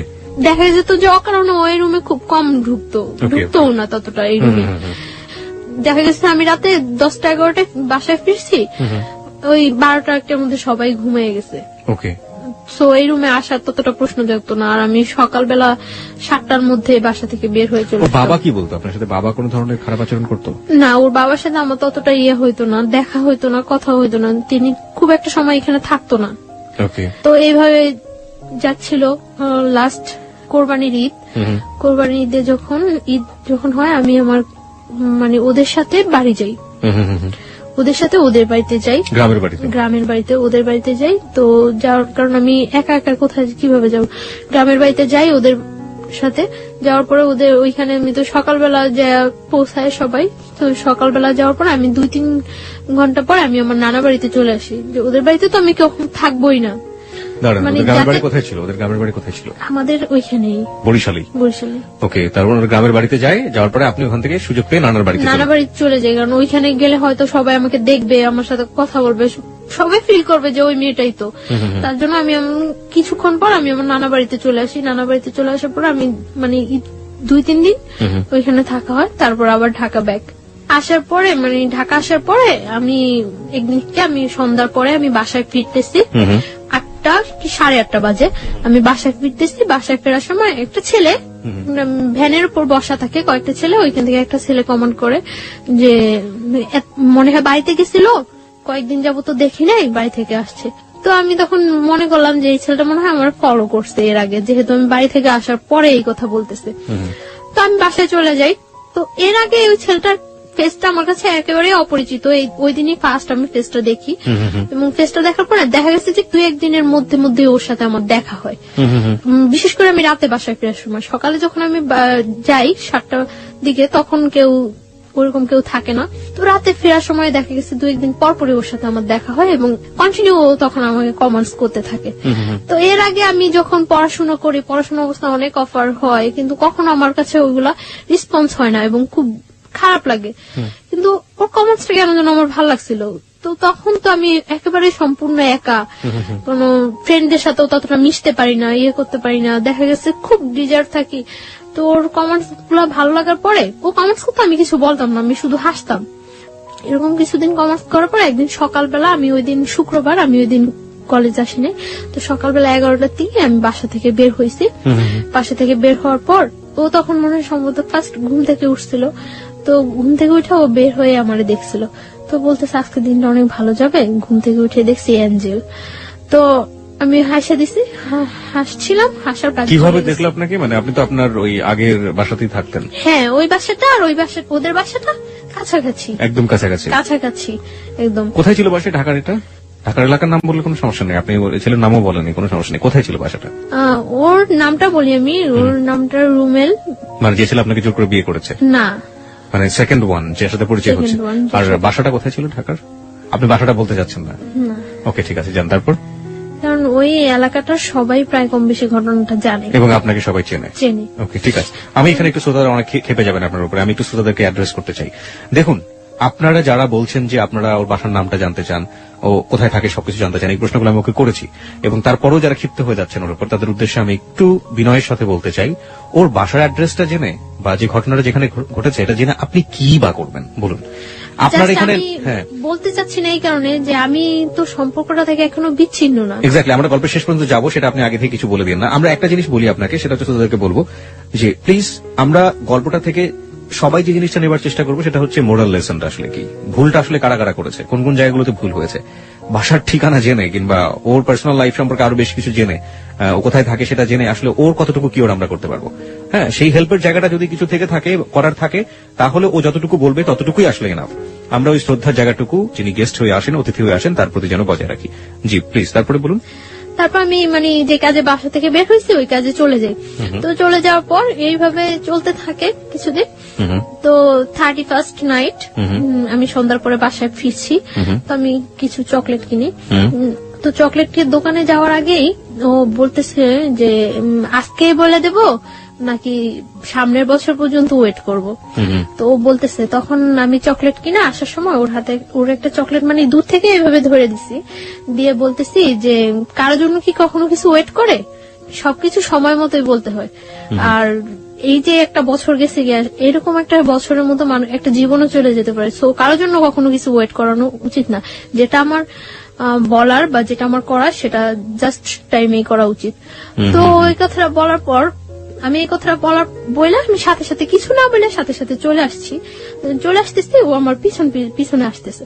তো আসে আমার বাসার গলির মধ্যে, মানে যে বাসা আমি যাবো ওই বাসার গলির মধ্যে ও বললো যে জাস্ট 1 মিনিট একটু দাঁড়ান। তো আমি দাঁড়াইলাম, দাঁড়ানোর পরে বলতেছে আপনার নামটা জানতে পারি? তো আমি আমার নামটা বললাম। বলার পর ও বলতেছে যে আপনার ফোন নাম্বারটা জানতে পারি? সরি, আমার ফোন নাম্বারটা তো দেওয়া যাবে না। পরে বলতেছে যে এই চকলেটটা নিয়ে যান, আজকে যদি আপনার ফোন নাম্বারটা আমাকে দিতেন সেটাই আমার জন্য বড় গিফট হতো। আমি বললাম যে আমি চকলেটটা নিয়ে যে আপনি ব্যাগ দিয়ে নিয়ে যেতে পারি, বাট আমি আমার ফোন নাম্বারটা দিতে পারবো না। তো বলতেছে দিবেন না? আমি বলতেছি না, ফোন নাম্বারটা দেবো না। পরে বলতেছে চকলেটটা দিয়ে দিবেন? পরে বলতেছে না, চকলেটটা নিয়ে চলে গেছে। চলে যাওয়ার পর তো 1st জানুয়ারি ওর সাথে আমার দেখা হয় নাই। তো 2nd 3rd জানুয়ারিতে ওর সাথে আবার আমার সাথে দেখা হয়েছে। দেখা হওয়ার পরে দেখা গেছে ও আমি যেই টাইমটা বাসা ফিরি ঠিক ওই টাইমটা স্পেসিফিক ধরে রাখে এবং ওই টাইমটা আমার সাথে কথা বলে। প্রত্যেকদিন যাওয়ার সময় কথা বলে, ও বলে আমিও বলি। মানে ও যেটা বলে আমি ওটা রিপিট অ্যান্সার করি। তো একটা কাগজের মধ্যে 6 জানুয়ারি দিন ও একটা কাগজের মধ্যে ওর ফোন নাম্বারটা লিখে আমাকে দেওয়ার জন্য যায়। তো আমি বলি যে আপনার ফোন নাম্বারটা দিয়ে লাভ নাই, আমি আপনাকে কখনো ফোন করবো না। তো বলে যে তাহলে আপনার ফোন নাম্বারটা প্লিজ দেন। তো আমি নাম্বারটা দেই। দেওয়ার পর আমি বাসায় ঢুকতে না ঢুকতে ফোন করার পর ও বলতেছে যে আমি ওর নাম জিজ্ঞাসা করি। নাম জিজ্ঞাসা করে ওর নাম বলার পরে ও আমারে বলতেছে আপনি কি নার্স? আমি বলতেছি না, সরি আমি নার্স না। মানে আমার অ্যাপ্রনটা দেখে পরে বলতেছে নার্স না, তাহলে কি আপনি? পরে আমি বলতেছি যে আমি পড়াশোনা করি মেডিকেলে। বলতেছে কোন মেডিকেলে পড়েন? তো আমি বলতেছি যে আমি ওই মেডিকেলে পড়ি। তো আমি ওরা জিজ্ঞাসা করতেছি যে আপনি কি করেন? বলতেছে যে আমি পড়াশোনা করি। আমি কোথায় পড়ি? বুয়েটে পড়ি। ওকে। তো আমি মনে করলাম বুয়েটে পড়ে, কথা বলি। ওর কথাগুলো খুব মানে ইনোসেন্ট লাগতো। মনে হয়তো যে খুব মারপ্যাচ নেই, খুব ইজি কথা বলে। তো আমি কথা বলছি। 1st দিন কথা বলার পরে ও 2nd দিন আমাকে অফার করলো আপনি আমার সাথে একটা বিয়েতে যাবেন। তো আমি বললাম যে আচ্ছা যাবো। মনে এরকম শীতকাল, জানুয়ারি তো শীতকাল। তো বলতেছে যে আচ্ছা ঠিক আছে, আমি যাওয়ার সময় আপনাকে ফোন দিলে আপনি বের হইন। তো আমি মনে করছি যে মনে এমনিতেই ফান করতেছে। তো কিছুক্ষণ পর আবার ফোন দিয়ে বলতেছে না আপনাকে তো নিয়ে যাওয়া যাবে না, নিয়ে গেলে অনেক ছেলেরা ওইখানে থাকবো, জিজ্ঞাসা করবো এটা কে, তখন আমি কি বলবো? তখন আমি হাসি যে নিজেই বললো আবার নিজেই এই কথা বলতেছে। আপনি ইয়েস বলেছিলেন কোন সাহসে? কারণ আপনি তো এমন একটা বাসায় থাকেন যেখান থেকে না আমি যাব না সেটা আমি শিওর ছিলাম যে আমি ফান করে আপনি। আমি বুঝছিলাম কারণ ওর কথাগুলো বললাম না খুব ইনোসেন্ট, সাহসের খুব অভাব ছিল ওর মধ্যে। সাহসের খুব অভাব। ও তখন আমি হাসার পরে আমি বলতেছি আচ্ছা ঠিক আছে আপনি যান, আমি এমনিতেও যাব না। এমনিতেও আপনার সাথে আমার 1st পরিচয়, আর তাছাড়া আমি কোথাও যাই না, আমি এমনিতেও যাব না, আপনি যান, এনজয় করেন। পরে ও বিয়েতে গেল, বিয়ে থেকে আসলো, আসে আবার রাত্রে আমাকে ফোন করলো। ফোন করার পর আমি ওর সাথে 1 মিনিট 2 মিনিট কথা বলি। তো এইভাবে 3-4 দিন কথা বলার পর জাস্ট রাত্র যখন 12টা, 12:15, 1টা বাজে, তখন ও আমার সাথে কথা বলে 2 মিনিট, 1 মিনিট, 3 মিনিট এরকম কথা বলে এবং খুব একটা অস্থির একটা ভাব প্রকাশ করে। আমি মানে আমার মনের মধ্যে খুব কনফিউশন হয়, এরকম অস্থির কেন? তো এবং কি যেন বলে মোমবাতি, মোম। তো আমি করি যে ও কি কোনো নেশা টেশা করে রাত্রে? একটা নেশাগ্রস্ত মানুষের কথা যখন তার ফিল হয় যে সে নেশা করা উচিত বা করবে, তখন একটা মানুষের বিহেভিয়ার দেখলেই বোঝা যায়। তো ওর এরকম অস্থির ভাবটা আমার কাছে খুব লাগে। তখন আমি কিউরিসিটি জাগে যে কি করে ও কেন ও আমার সাথে 2-1 মিনিট কথা বলে রাখা দেয় বা এমন অস্থির অস্থির কেন? তো আমি এটা ওই টাইমটাই আমি ওরে বিশেষ করে ফোন দেই তখন রাত্রে যে কেন কি করে ও আমি এটা জানার চেষ্টা করি। তো এইভাবে কয়েকদিন চলে যায়, কয়েকদিন পরে ও একদিন ওর বাইক আছে, ও একদিন আমার কলেজ থেকে আনতে যায়, সেটা আমার না বলেই যায়, ফোন করে যে আমি আসছি, আপনি আমার সাথে যাবেন। পরে আমি আচ্ছা ঠিক আছে দাঁড়ান, তো আমি বের হয়ে আসি, আসার পরে আমার নিয়ে আসে বলতে কি মানে আমার বাসায় ইজি নিয়ে যেতে পারতো, অনেকটা ঘুরায়। তো ও বলে যে আপনি জাস্ট আমার একটু সাপোর্ট করে বসেন যাতে আপনি পড়ে টরে না যান, আমার ভয় লাগতেছে যদি আপনি পড়ে যান। আমি বলি কোনো প্রবলেম নেই। মহাখালীর দিকে নিয়ে যায়, তো মহাখালী ফ্লাইওভার অনেক রাফ ড্রাইভ করে, জাস্ট এরকম একেবারে কাত হয়ে যায় একটু ধরার জন্য আপনাকে, মানে এরকম রাফ ড্রাইভ করতেছে। এমনিতেও ও সবসময় রাফ ড্রাইভ করে, একটু সুযোগ পাইলেই, রাস্তা একটু ফাঁকা পাইলেই এরকম করে। তো ফ্লাইওভারের উপরে একেবারে কাত হয়ে গেছে, তখন আমার কাছে একটু ভয় লাগছিল। তখন আমি এরকম কাঁধের উপর হাতটা রাখি, হাতটা রাখার পরে মানে এরকম করে অনেকটা ঘুরায়, মিরপুরের দিকে নিয়ে যায়, নিয়ে অনেকটা ঘুরে টুরে বাসার একটু দূরে বাসা থেকে নামায় দেয়। তো আমি বাসায় যাই, তারপরে এরকম কথা বলতে থাকে। তো ওই আমাকে বলে যে আপনি আমার ফ্রেন্ড হবেন। আমি বলছি আচ্ছা ঠিক আছে ফ্রেন্ড হবো। তখন কিন্তু আমি জানি না যে ও পড়াশোনা করে না বা কিছু। তখন আমি বলি যে আপনার ক্যাম্পাসটা তো কাছেই, আপনি কেন কলেজে যান না? তো বলে এই সমস্যা ওই সমস্যা, মারামারি করছে, এটা হয়েছে ওইটা হয়েছে, কিন্তু ও বলে না যে ও পড়াশোনা করে না বা করেই নেই, ওইটাও বলে না। তো তারপর ও এইভাবে চলতে থাকে, কিছুদিন যায়, ও বলে যে আপনি আমার ফ্রেন্ড হন। আচ্ছা ফ্রেন্ডশিপ করলাম ওর সাথে। ফ্রেন্ডশিপ করার পরে মানে কয়েকদিন যায় ভালোই, তো ও বলতেছে যে ফ্রেন্ড থেকে তারপরে চিন্তা পরে করবো, আগে ফ্রেন্ড। আপনার বাসায় বুঝতে পারতাম না এগুলো, যে আপনি যেখানে আছেন যেভাবে আছেন, আপনার তো যিনি আপনাকে জোর করে বিয়ে করেছেন তারও তো বোঝার ব্যাপার ছিল, সেও বুঝতে পারতো না? কেউ বুঝতে পারতো না। আমি সবসময় মানে আউটসাইডে বাইরে গিয়ে ওর সাথে বেশি কথা বলতাম, আর রাতে 2-1 মিনিট কথা বলতাম। তো একদিন আমরা ধানমন্ডি লেকে নিয়ে যায় আমাকে কলেজ থেকে, মানে কথা বলতে থাকে। তো কথার মধ্যে আমি হঠাৎ দেখি ও সিগারেট খাচ্ছে। তো তখন আমি ইয়ে করি যে ও স্মোক করে। তো আমি ওর কথার মধ্যে জিজ্ঞাসা করি যে আপনি কি কোনো নেশা করেন, ড্রাগস নেন বা অ্যাডিক্টেড আপনি? পরে বলতেছে যে হ্যাঁ। পরে আমি বলতেছি যে কেন? পরে বলতেছে যে আমার লাইফে একটা কষ্ট আছে তার জন্য। তো আমি বলতেছি কি কষ্ট? তো বলে যে একটা মেয়ের সাথে আমার অ্যাফেয়ার ছিল, তো মেয়েটা আমার ছাইড়ে চলে গেছে, তারপর থেকে আমি ইয়ে করি। তারপর মানে এই কথা বলে। তো আমি বলতেছি যে মেয়েটা চলে গেছে তার জন্য আপনি এইভাবে ড্রাগ নিচ্ছেন, এটা কিন্তু ঠিক না। এইভাবে ও কথাটা বলছে, আমার কাছে খুব খারাপ লাগছে। তারপর আমি ওর সাথে ভালো ফ্রেন্ডশিপ করি, প্রায় প্রত্যেক দিনই কথা বলি, সকালে যাওয়ার সময় কথা বলি, বিকালে আসার সময় কথা বলি। তো ও দেখা গেছে মানে আমার বাসার সামনে দিয়ে যাওয়ার সময় মানে যেতে হলে আমার বাসার সামনে দিয়ে যেতে হয়, আর আমার আসতে হলে ওর বাসার সামনে দিয়ে আসতে হয়। মানে যাচ্ছে আমাকে দেখে যাচ্ছে, আসছে আমাকে দেখে আসছে, এভাবে চলতে থাকি কিছুদিন। তারপরে কিছুদিন চলার পরে একদিন আমি মানে আমার মার সাথে কথা বলি। আমি মার সাথে কথা বলার পর আমার মন খুব খারাপ থাকে। তখন মার্চের 7 তারিখ, 8 তারিখ থেকে আমার পরীক্ষা, 3rd সেমিস্টার। তো আমি ইয়ে করি, মার সাথে কথা বলার পরে মানে আমার মন খুব খারাপ থাকে। খারাপ থাকার পর আমি ওরে ফোন করি, আমার সাথে মুভি দেখবেন? পরে বলতেছে হ্যাঁ দেখবো। আমি বলতেছি আচ্ছা ঠিক আছে। তখন বাজে 12:30 দুপুর। হ্যাঁ দুপুর, আমরা 3টার দিকে মুভি দেখবো। এই করি। পরে ও অনেক ফ্রেন্ডদের ফোন দেয় ওর যে কোন হলে মুভি দেখা যায়, মুভি দেখার মতো কোন ভালো পরিবেশ আছে। তখন মানে স্টার নেটফ্লিক্সে তো সিটিতে নিয়ে আসে আমাকে, বাসা থেকে বের হই 2টার দিকে। তো আস্তে আস্তে আসার পরে লাল টিপ মুভিটাই হয়। আসার পরে টিকিট পাই না, আমরা টিকিট পাই না। তো আমি ওই দিন অনেক জেদ করি যে আমি আজকে মুভি দেখবই। আমার কাছে খুব খারাপ লাগতে থাকে, মানে ও কোনো ফ্যাক্ট না, আমি যে ওর সাথে ঘুরতেছি বা মুভি দেখতেছি এটা কোনো ফ্যাক্ট না। আমার মনের মধ্যে ওই ইয়াটাই থাকে যে আমার মার সাথে আমি কথা বলছি, ওই ব্যাপারটাই আমার মনের মধ্যে সবসময় কাজ করতে থাকে। টিকিট পায় না, টিকিট না পাওয়ার পরে 7টা শো টিকিট ইয়ে করে, আচ্ছা প্রবলেম নেই 7টাই দেখবো। টিকিট কেনার পরে এখন এইখানে গিয়ে এতক্ষণ ওয়েট করবো, তো আমাকে বাইরে নিয়ে যায় বাইক দিয়ে, একেবারে টিএসসি ভার্সিটি টার্সিটি হয়ে একেবারে ওইদিকে জগন্নাথ কলেজ টলেজ ওইদিকে ইয়ে হয়ে ঘুরায়। তো ঘোরানোর পরে গোলা কিনে আমি তো গোলা খাই, গোলা খাওয়ার পরে ও শহীদ মিনারের ওইখানে বসে, ও বাইকের উপরে বসে, আমি শহীদ মিনারের যে সিঁড়ি, আছে হ্যাঁ, সিঁড়িতে। প্রাচীরটা আছে Okay. যে সাইডে একেবারে ওইখানে বসে। স্যান্ডেল খুলে বসছিলেন না স্যান্ডেল না মানে পা ঝুলে, পা Okay. ওই পাশে ঝুলে। শহীদ মিনার সম্পর্কে আপনারা মাঝে মাঝে এই ধরনের পত্রপত্রিকায় আমরা ইনফরমেশন গুলো পাই, যারা ওখানে বসেন, কাপল বসেন আর নর্মাল মানুষ বসেন, যাই বসেন না কেন, শুধুমাত্র 21শে ফেব্রুয়ারির দিন ছাড়া আর এই ফেব্রুয়ারি মাস ছাড়া বাকি দিনগুলো আসলে আমাদের শ্রদ্ধা থাকে না, আমরা স্যান্ডেল সহ উঠে যাই, যাচ্ছে তাই একটা পরিবেশ থাকে। কর্তৃপক্ষ যারা আছেন তারা তার দৃষ্টি রাখেনি না, কর্তৃপক্ষের কথা বাদ দিলাম, আমাদের অন্তরের জায়গা হচ্ছে ওটা, সেই অন্তরকে যেন আমরা শ্রদ্ধা করি, এমন কোন অ্যাক্টিভিটিস ওখানে না করি। যাই হোক, হ্যাঁ, তারপর আপনি যেটা বলছিলেন।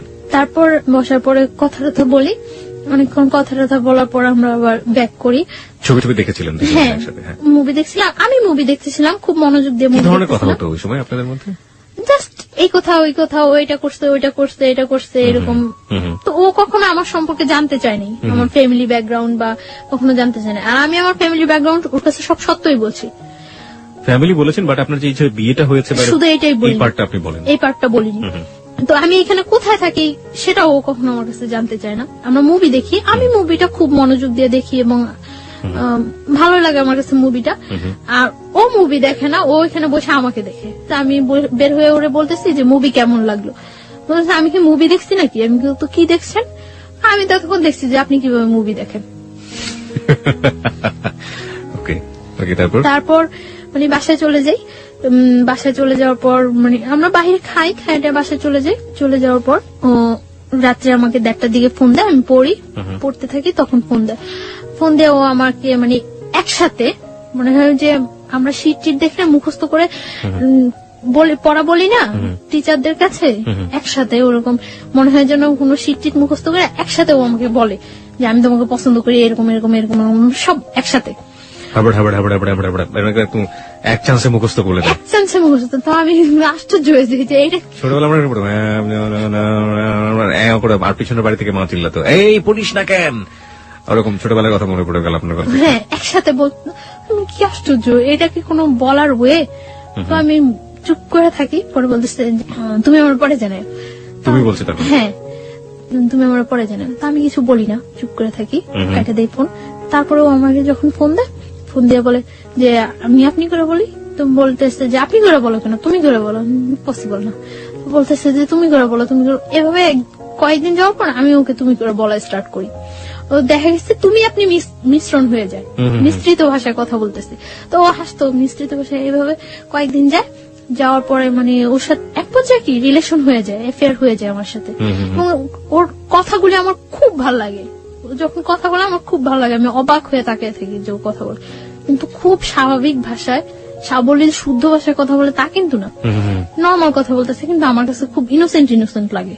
ওকে, তার জন্য আমি ওর কথায় খুব ইয়ে হয়ে যায়। কিন্তু ও যে মানে ফলস বলতেছে, মিথ্যা বলতেছে, আমি ফিল করি, এটা আমি অনেক কিছু আমি ফিল করতে পারি, মিথ্যা বলছে আপনি ফিল করতে পারছেন, ফিল করতে পারি। কিন্তু আমার কাছে তারপরেও ভালো লাগে এই কথাগুলো, কারণ ওই সময়টা আমার কেউ ছিল না, আমার পাশে একটা লোক যে আমি তার সাথে ইয়ে করবো, এনজয় বলতে আমার লাইফটাই খুব ইয়ে ছিল। যতক্ষণ ওর সাথে থাকতাম বা কথা বলতাম আমার কাছে খুব ভালো লাগতো। সমুদ্রের মধ্যে মানুষ যখন পড়ে এবং সে যদি সাঁতার না জানে, হাতের কাছে যাই পাবে সেটাকে সে অবলম্বন করবে, সেটা খড়কুটোই হোক আর যাই হোক। গল্পটা শোনার পর আসলে তাই মনে হচ্ছে। শুনুন তারপর। তো এইভাবে কয়েকদিন যায়, অ্যাফেয়ার ওর সাথে আমার ভালো একটা রিলেশন হয়ে যায়।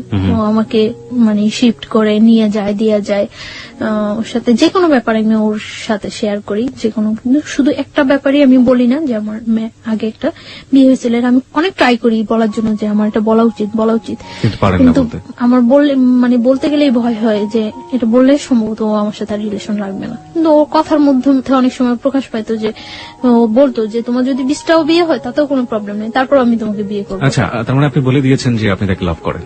হ্যাঁ, দুজনের মধ্যে ওয়ার্ড দিয়ে হয়ে গেছে। হ্যাঁ, ওকে। তো ওর সাথে আমার রিলেশনটা ভালো চলতে থাকে। তো আমি যেখানে থাকি ওইখানে কেউই জানে না যে আমি ওই ছেলেটার ওয়াইফ, কেউ জানতো না। মানে কি বাড়ির লোকজন ছাড়া আশেপাশে কেউ? বাড়ির লোকজনও জানতো না, কারণ আমরা একটা ফ্ল্যাট বাসায় থাকতাম, কেউ জানতো না যে আমি ওই ছেলেটার ওয়াইফ। ওর ফ্যামিলি ছাড়া আশেপাশে কেউ জানতো না, কারোর কাছে আমি তো বলতামই না, ওরও বলার প্রয়োজন হয় নাই, কারোর কাছে বলতো না। তো আর আমি তো সবসময় আমার মতোই চলতাম। ওই এলাকার অনেকেই জানে যে ওই ছেলেটার সাথে আমার সাথে রিলেশন হয়, রুমেলের সাথে আমার সাথে রিলেশন, এটা ওই এলাকার অনেকেই জানে। আপনার তথাকথিত হাজবেন্ড যদি বলি যে জোর করে যে করলো, ও জানতো না? সব জানলে তো ওরও জানার কথা। ও পরে জানতে পারে। ওকে, যাই আমরা সিরিয়ালে যাই। তারপর কিছুদিন যাওয়ার পরে মানে ওদের বাসার সবাই, আমি যে বাসা থাকি ওই বাসার সবাই বেড়াইতে যায়, আমি যাই না। কোথায় বেড়াতে যায়? গাজীপুর। মানে ওরা ফ্যামিলি মিলে একটা কোথাও বেড়াতে যায়, আপনি যান না? ওকে, আমি যাই না, আপনি থেকে যান। আমি থেকে যাই। এর মধ্যে ও আবার বাইক অ্যাক্সিডেন্ট করে।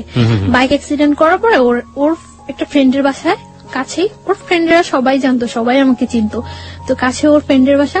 ওর ফ্রেন্ডের বাসায় কেউ থাকে না, সবাই বাড়িতে গেছে সবাই। তো ওর ফ্রেন্ডের বাসা প্রত্যেকদিন যায় আমি ওরে দেখে আসতাম। তো এর মধ্যে 26 মার্চ যেদিন বিকালে আমি আমার একটা ফ্রেন্ডের বাসায় গেছি। তো ওর কাছে এটা খুব খারাপ লাগছে যে আমি অ্যাক্সিডেন্ট করছি আর ও মনে হয় ঘুরতেছে। তো আমার ফোন দিয়ে বলতেছে ভালোই তো ঘুরতেছো। আমি বললাম ঘুরতেছি, আমি জাস্ট কিছু শীট বই টই নিয়ে ওর বাসায় গেছিলাম। তো আমি চলে আসি, চলে আসার পর আমি বলতেছি যে কোথায়, এখন তো তোমার সাথে আর দেখা করবো না। আমি কেন, আমি এখন এত কষ্ট করে চলে আসছি এখন দেখা করবো না মানে? পরে বলতেছে আচ্ছা ঠিক আছে তুমি বাসায় যাও, আমি তোমার ফোন দিচ্ছি। তো আমি বাসায় গেছি, তারপর ফোন দিছি সন্ধ্যার পর। তো সন্ধ্যার পর ওর ওই ফ্রেন্ডের বাসায় গেছি, যাই কিছুক্ষণ গল্প টল্প করার পর আবার আমি বাসায় চলে আসছি। তো প্রত্যেক দিনই আমি রাতে যাওয়ার সময় ওর ওই ফ্রেন্ডের বাসায় যাই ওরে দেখে যেতাম। ও অ্যাক্সিডেন্ট করছে, ওর পায়ে ব্যান্ডেজ ট্যান্ডেজ করা ছিল, শরীরে বিভিন্ন ইয়েতে ব্যান্ডেজ করা ছিল, ছুলে একটা লাগেছে। তো আমি ওই দিন প্রত্যেক দিনই ওরে দেখে যেতাম। এর মধ্যে ওরা যেদিন গাজীপুর গেছে ওই দিন তো আমি বলছি যে আমার বাসায় কেউ নেই। পরে বলতেছে যে আচ্ছা তুমি আসবা, এই বাসায় আসবা? পরে আমি বলছি আচ্ছা আসবো। তো ওই বাসায় গেছি, তো রাত্র হয়ে গেছে, প্রায় 11টা বেজে গেছে। তো বলতেছে এখন তুমি বাসায় যাবা? তো 11টা বেজে গেছে, বলতেছে তুমি বাসায় যাবা? আচ্ছা ঠিক আছে তুমি নিচে যাও, আমি তোমাকে দিয়ে আসবো। পরে দিয়ে আসছে। আমার পরীক্ষা শেষ হয়ে গেছে এপ্রিলের 16 তারিখ। ওই দিন প্রচুর বৃষ্টি হচ্ছে। তো সন্ধ্যার সময় আমার বলতেছে যে এখন যদি আমি সুস্থ থাকতাম তাহলে তোমার নিয়ে ভিজতাম বাইরে। তো আমি বলতেছি আচ্ছা ঠিক আছে, তো এখন কি প্রবলেম, ভিজো। পরেও আমার বলতেছে যে একা একা ভিজতে ভালো লাগে না, তুমি আসবা? আমি বলতেছি আচ্ছা আসবো। কোথায় আসবো? ওদের বাসার সামনে ওর আরেকটা ফ্রেন্ডের বাসা, তুমি ওই বলি সামনে আসো, তোমার নিয়ে আসবো আমরা। পরে আমি গেছি, যাওয়ার পরে ও নিয়ে গেছে ওই ফ্রেন্ডের বাসা। কনস্ট্রাকশনের কাজ চলছে, 5 তলা পর্যন্ত কাজ চলছে এখন। তো 5 তলা ছাদে নিয়ে গেছি। ছাদে নেওয়ার পর অনেক বৃষ্টি হয়েছে, তো আমরা ভিজছি, অনেকক্ষণ ভিজছি। ভিজার পর খুব ভালো লাগছিল, অনেকদিন পর মনে হয় একেবারে একটা রিল্যাক্স, খুব খুব এনজয় করছি আমি। ভিজার পর ঠান্ডা লাগতেছিল। 5 তলাটা যে হচ্ছে ওই রুমগুলোর ভিতরে ঢুকে গেছি। তো ভিতরে ঢুকে গেছি মতন ওর নিচ থেকে একটা তাওয়াল আনানোর ব্যবস্থা করছে, যে ভিজে গেছে ঠান্ডা লাগতেছে। তো একটা তাওয়াল আনছিল মতন মুছে টুছে ওইখানে দাঁড়াইছিলাম। এর মধ্যে কারেন্টটা চলে যায়। কারেন্টটা চলে যাওয়ার পর ওর ফ্রেন্ডরা ওই পাশে থাকে, সামনে থাকে, দেখতেছে যে কেউ আসছে কিনা। আর আমরা এই পাশে দাঁড়ায় কথা বলতেছি। তো আমি কারেন্টটা চলে যাওয়ার পর আমার ভয় লাগে যে আল্লাহ আমি এইখানে আসলাম, এতগুলা ছেলে না কি চিনি না জানি না, হয়তো কয়েকদিনের মাত্র পরিচয়, এর চেয়ে কয়েকদিনের রিলেশন, এর চেয়ে কত ডিপ রিলেশন থাকলেও মানুষের জীবনে কত অঘটন ঘটে যায়। কেন আসলাম আমি এখানে? আমি যতটুকু না ভয় পাচ্ছি তার চেয়ে বেশি ভয় ও পাচ্ছে। ও আমাকে প্রচুর ভয় পেতো, এটা আমার কাছে সবচেয়ে ভালো লাগতো, খুব ভয় পেতো আমার। ওকে, মেয়েরাকে আসলে এটা লাইক করে কিনা? ছেলেরা তাদের দেখে ভয় পাবে, ইনফ্যাক্ট কাছের মানুষ তাদের দেখে ভয় পাবে, হয়তো লাইক করে না। আমি পরে ওকে জিজ্ঞাসা করছিলাম যে তুমি আমার ভয় পেতা কেন? আমি তোমার ভয় পেতাম না, জাস্ট সম্মান করতাম যে আমি যদি তোমার সাথে ভুলেও কোনো ফল্ট করে থাকি তাহলে যদি তুমি চলে যাও, এর জন্য আমি তোমার ভয় ভয় থাকতাম। তারপরে কি হলো ওই সময়টা? ওটা বলেন, ওটা নিয়ে লোকজন খুব বেশি আগ্রহ পোষণ করছে যে ওই সময় কি হচ্ছে, সো রোমান্টিক সিচুয়েশন। তো মানে তাওয়াল নিয়ে আসে, তো তাওয়াল নিয়ে আসে মুছার পর আমি ওখানে দাঁড়াই, আমি ফোনে গান ছাড়ি। ফোনে কোন গানটা ছাড়েন? এমনি গান, মানে অডিও ছেড়ে দেয়, অডিও ছাড়ার পরে গান চলে। তো আমি দাঁড়ায় আছি, দাঁড়ায় কাঁপতেছি। ও আমার পাশেই এসে বসে, একটা বেঞ্চ থাকে, বেঞ্চের উপরে বসে ওর ফোনটা টিপতেছে। মানে আমিও না মনে হয় যে ওকে জীবনে দেখি নেই চিনি না, ও আমার মনে হয় জীবনে দেখে নেই চিনি না, এরকম একটা সিচুয়েশন। দুজনই লজ্জা পাচ্ছেন প্রচন্ড। আমি ভয় পাচ্ছি, আমি তো চেহারার দিকে তাকিয়ে আছি না যে ও কি পাইতেছে, ভয় পাইতেছে না হাসতেছে না কাঁপতেছে, আমি এটা দেখতেই আছি না। আমি ভয় পাইতেছি আর খুব প্রকাশ করতেছি যে ওর দিকে আমার কোনো মনোযোগ নেই। আমি ফোনে গান ছাড়া ফোন টিপাটিপি করতেছি আর বলতেছি আল্লাহ কতক্ষণ বৃষ্টিটা থামবো, আমি বাসায় যাবো, কতক্ষণ থামবো। আর বলতেছে একটা ছাতা আনো না, আমি বাসায় যাই, একটা ছাতা আনো না। ওরা বলতেছে এখন আমি ছাতা আনতে হয়ে যাবো, আর এত বৃষ্টির মধ্যে তুমি বের হইলেও সমস্যা কেউ দেখলে, তার চেয়ে বরং বৃষ্টিটা কমুক তারপরে যাও। তো সন্ধ্যার পর আর কি হুম হুম। বিজলি চমকাইতেছে, বাইরে অনেক বিদ্যুৎ চমকাইতেছে, ভয় লাগতেছে। কিছুক্ষণ দাঁড়ানোর পর বৃষ্টিটা আস্তে কমে গেছে। বৃষ্টিটা কমে যাওয়ার পর আমি বলতেছি যে আমি চলে যাইতেছি। মানে আমি যখন যাচ্ছি তখন আমার হাতে টাচ করছে, এই ফার্স্ট হাতে টাচ করছে। টাচ করে মানে আমার হাতটা ধরে টান দিয়ে বলতেছে আমি জাস্ট তোমার কাছ থেকে ঠিক এতটুকুই চাই, এর বেশি কিছু চাই না। তারপর আমি চলে আসছি বাসায়। চলে আসা 2-3 দিন পরে আরেকদিন সন্ধ্যার পর বের হয়েছি, আমাকে একটা বাসায় নিয়ে গেছে, তাও আরেকটা বাসার ছাদে নিয়ে গেছে। ওকে। ওর ফ্রেন্ডদের অনেক ফ্রেন্ড ছিল, সাঙ্গভঙ্গ ছিল, সবাই ওকে খুব ভয় পেত, সবাই ওরে খুব ভয় পেত, শুধু আমি ছাড়া সবাই অনেক ভয় পেত। ও বলতো যে তুমি ছাড়া সবাই আমার অনেক ভয় পায়। তো একটু সন্ত্রাসী টাইপের ছিল। তো আরেকটা ফ্রেন্ডের বাসায় নিয়ে গেছে, ছাদে নিয়ে গেছে। তো ওই দিনও ছাদে বসে অনেকক্ষণ কথা টথা বলছি। ওই দিন ওয়েদার খুব ভালো, কথা টথা বলছে অনেকক্ষণ। কথা টথা বলার পরে আমি বাসায় চলে আসতেছি। তো আমার বাসার আসার একটু আগে মানে গলির মধ্যে আসার পরে ফার্স্ট আমি চলে আসতেছি, তখন আমার হাত ধরে বলতেছে যাও গিয়া। আমি বলছি হ্যাঁ যাই গিয়া। তো তারপর ও মানে আমার হাতটা ধরে টাই না কাছে নিয়ে ফার্স্ট ও আমার কিস করলো, এই ফার্স্ট। এর মধ্যে ওর সাথে আমার কোনো মানে কোনো টাচ বা এ ধরনের কোনো কিছু হয়নি। হ্যাঁ, ফার্স্ট কিস করলো, তো আমিও খুব অবাক হয়ে গেছি যে কি করলো কাজটা, মানে খারাপই লাগছিল। আমি বাসায় আসার পর ওর সাথে আর কথা বলতেছি না, 2 দিন যাবো তোর সাথে কথা বললে। তো পরে সরি বললো, সরি বলার পর আবার আমরা কথা টথা বলতেছি। ও এর মধ্যে কার কাছে যেন শুনছিল যে আমার আগে একটা বিয়ে হয়েছে। তো আমার এই কথা জিজ্ঞাসা করানোর পরে আমি বলছি না হয়নি। প্রথমে আপনি অস্বীকার করেছেন। হ্যাঁ না হয়নি, এরকম কিছু হয়নি। আর আমি ওই বিয়েটা তো মানিই না, আমি কি বলবো যে হ্যাঁ হয়েছে, মানিই না এক কথা। আমি চাইছিলাম যে ওর কাছে সবকিছু ক্লিয়ারলি বলার জন্য, বাট আমি ওরকম কোনো ইয়ে পাইতেছি না যে বললে ও থাকবো না থাকবো। এটা মানে ওকে নিয়ে আপনার মনের মধ্যে একটা ইয়েও হয়ে গেছে যে ও চলে গেলে আপনার জন্য সাস্টেন করাটা খুব কঠিন হয়ে যাবে। হ্যাঁ। আর একই সাথে আপনি খুব তোলাচলের মধ্যেও আছেন যে বলবেন কি বলবেন না। বলবো। তারপর ও আমার বলতেছে আচ্ছা ঠিক আছে তাহলে তুমি আমার সাথে বাইরে যাবা। আচ্ছা যাবো। মানে তখন ও যেটা বলে আমি ওইটাই রাজি, ও যেটা বলে আমি ওইটাই রাজি। বলছে আচ্ছা ঠিক আছে যাবো। তো কোথায়? আচ্ছা কক্সবাজার। আমি বলছি আচ্ছা ঠিক আছে যাবো, আগে বিয়ে করতে হবে। আপনি বললেন ওকে যে আগে বিয়ে করতে হবে? হ্যাঁ, বিয়ে না করলে আমি তোমার সাথে কক্সবাজার যাবো কেন? আশ্চর্য, তুমি কে? আর তোমার সাথে আমার যতটাই রিলেশন হোক এত দূরে যাওয়া তোমার সাথে কখনো পসিবল না। তখন আমি জানতে পারি যে ও পড়াশোনা করে না। কিভাবে জানলেন? ও নিজে থেকেই মানে ওর বিয়ে করার বিয়েতে আগ মুহূর্তে সবকিছু বলে দিয়েছে? না, ওর বিহেভে আস্তে আস্তে ফিল হয়েছে যে ও পড়াশোনা করে না। তারপর ও স্বীকারও করছে যে ও পড়াশোনা করে না, নিজে থেকেই বলছে। কোন ক্লাস পর্যন্ত পড়েছে নাকি একেবারেই পড়েনি? 9 পর্যন্ত নাকি পড়ছে। তারপর এই কথা হয় যে বিয়ের পর কক্সবাজার যাব। আচ্ছা ঠিক আছে। তো ও রাজি হয়, আমিও রাজি হই। তারপর আমরা একটা মসজিদে ওর কিছু ফ্রেন্ড সময় একটা মসজিদে হুজুরের মাধ্যমে বিয়ে করি। এবং আপনি তখনও জানালেন না যে আপনি বিবাহিত? না, তখন আমি জানাইনি যে আমি বিবাহিত। তো তখন ও শুনে, একটু শুনে।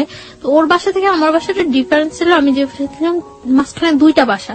তো আমার মনের মধ্যে সবসময় এটা হতো যে ও যেহেতু আমাকে পছন্দ করে, আমার সাথে ওর অ্যাফেয়ার, ওকে আমার সম্বন্ধে খোঁজ খবর না নিছে। আর তাহলে ও কেন বলে এটা যে হ্যাঁ তোমার বিস্টে বিয়ে হলো আমি তোমাকে বিয়ে করবো? একটা প্রস্টিটিউট গালে কি কেউ বিয়ে করে ভালো করে না?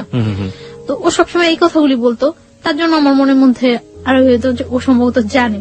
তারপর হুজুর আমাদের বিয়ে পড়ানোর পরে কাগজ টাগজ সবকিছুই হয়। বিয়ের পর আমরা কক্সবাজার যাই, আমি ওর সাথে কক্সবাজার যাই।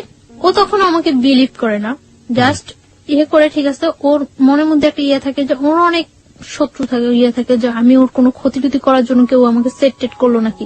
আচ্ছা আমাকে একটু বলেন তো, আপনি যে এত বড় একটা রিস্ক নিলেন, আপনার আগের যে হাজবেন্ড ছিল, হাজবেন্ড আসলে আপনার দিক থেকে না হলেও তো যে কাগজে কলমে হয়ে গিয়েছে আপনার সাথে, হাজবেন্ড জোর করেই করেছে, তো সেও তো ব্যাপারটা জানে না তখনও? না, জানে না।